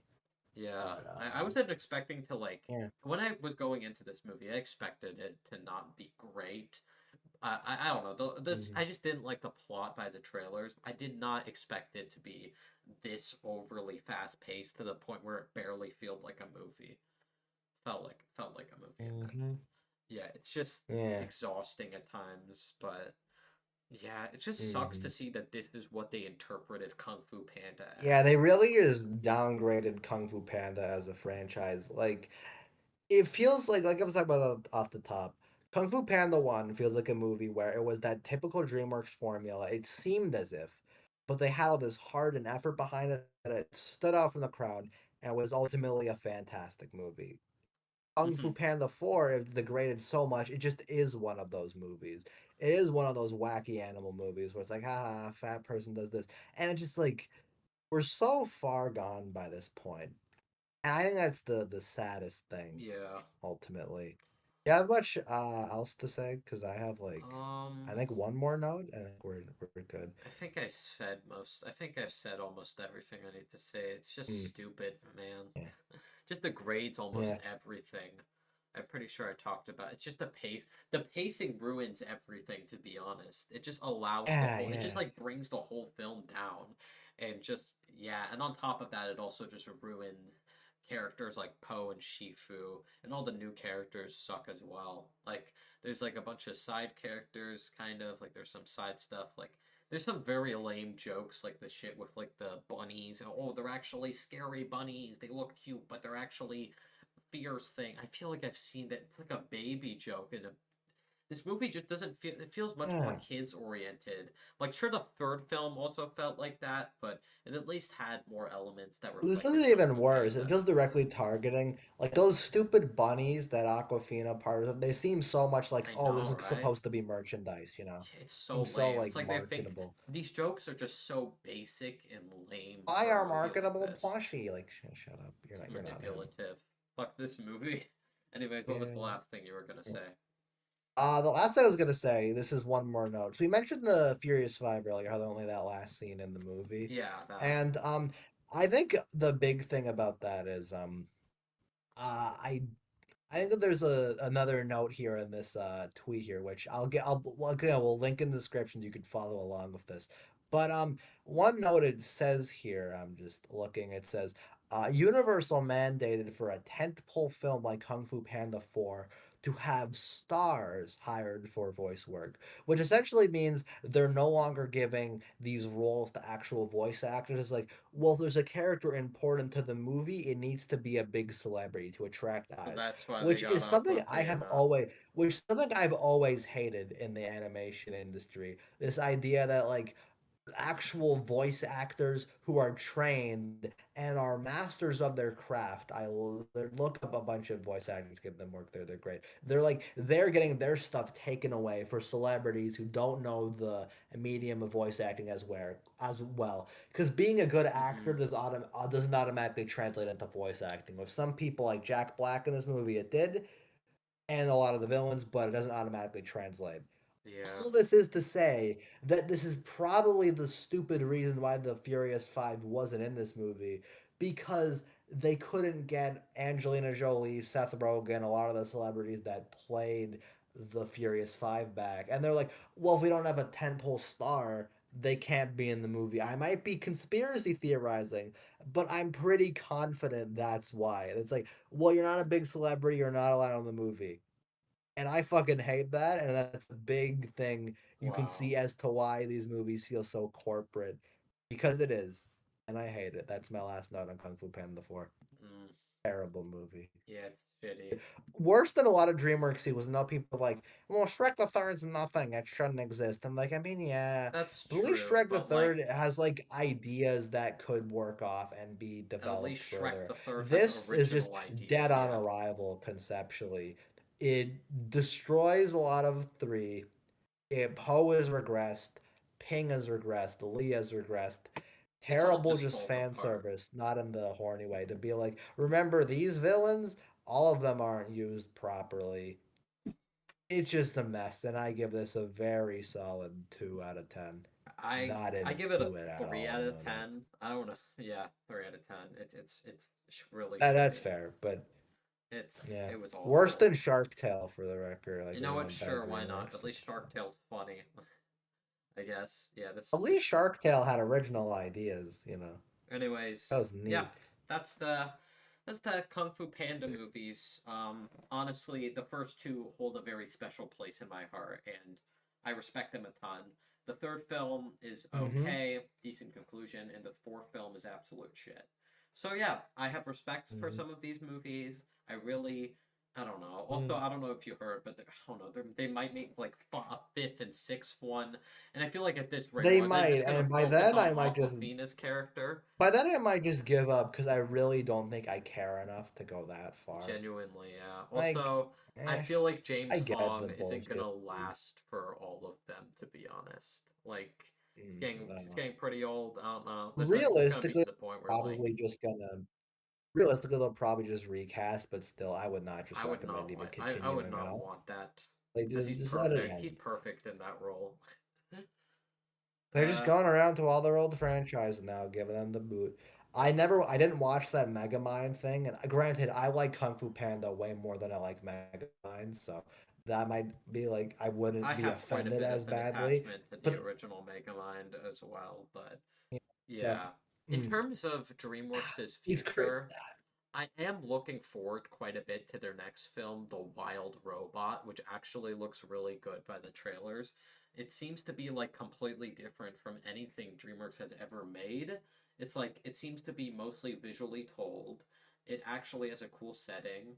I'm intrigued. It's one of the only films coming out this year I'm actually excited for in some way. Could be good. I watched a trailer for that, and I think it's interesting go for a no dialogue approach. That's like a random spin. That's a very That seems different thing neat. for DreamWorks. Also from the same directors as Lilo and Stitch and How to Train Your Dragon. And honestly, it kind of Yeah, shows from the trailer. I mean, one of the that's directors. nice. So yeah, I'm looking forward to that. Please I don't fuck it think up, that's DreamWorks. Please just don't. You need a hit at this point, man. cool. They've been doing not well lately. Mm. Between this Yeah, I and forget if Megamind I 2, like I yeah. don't know. Yeah, I forget if I said this before, but I don't like this idea where people are like, I remember after Gilman came out, people were like, "Well, how did the DreamWorks make this after the Last Wish?" Nah. And it's like, dude, DreamWorks has always been horribly inconsistent. This is nothing new. I don't know why people were so shocked by that. But in this instance, we're entering, I think, another low where like we had Gilman. Trolls 3, which I hate the Trolls movies, so I'm not really. I assume that's like really, really bad. And now, in like literally a couple weeks from each other, they made sequels to their beloved movies that people are dragging on horribly. Megamind versus the Doom Syndicate is getting like. I've only seen like one person give it above a 1.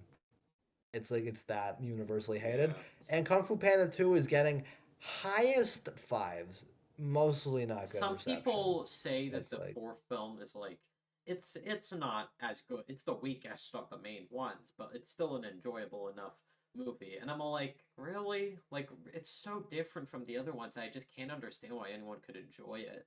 Like I'm sorry. Like it's fine if you are entertained by it, but like even as a standalone film, it's just mm-hmm, lame and awfully paced. And I just can't enjoy mm-hmm, it and because of that. no, Yeah, yeah, overall, Kung Fu Panda, it's a shame what happened with the fourth film. I hope they don't make the fifth and sixth one, but the film seems to be doing pretty well all to financially, God, so we might get it, to be honest. So, yeah. yeah. Anyways, It did pretty well financially. Of the critics, yeah, they just hated it. But no, that's all for today's episode of yeah, CampyCast. thank you for We tuning will in be for having another a episode. big, big one coming Yeah, up stay soon. tuned for that next Big, episode. We're going to be going all over the place with them films, them movies.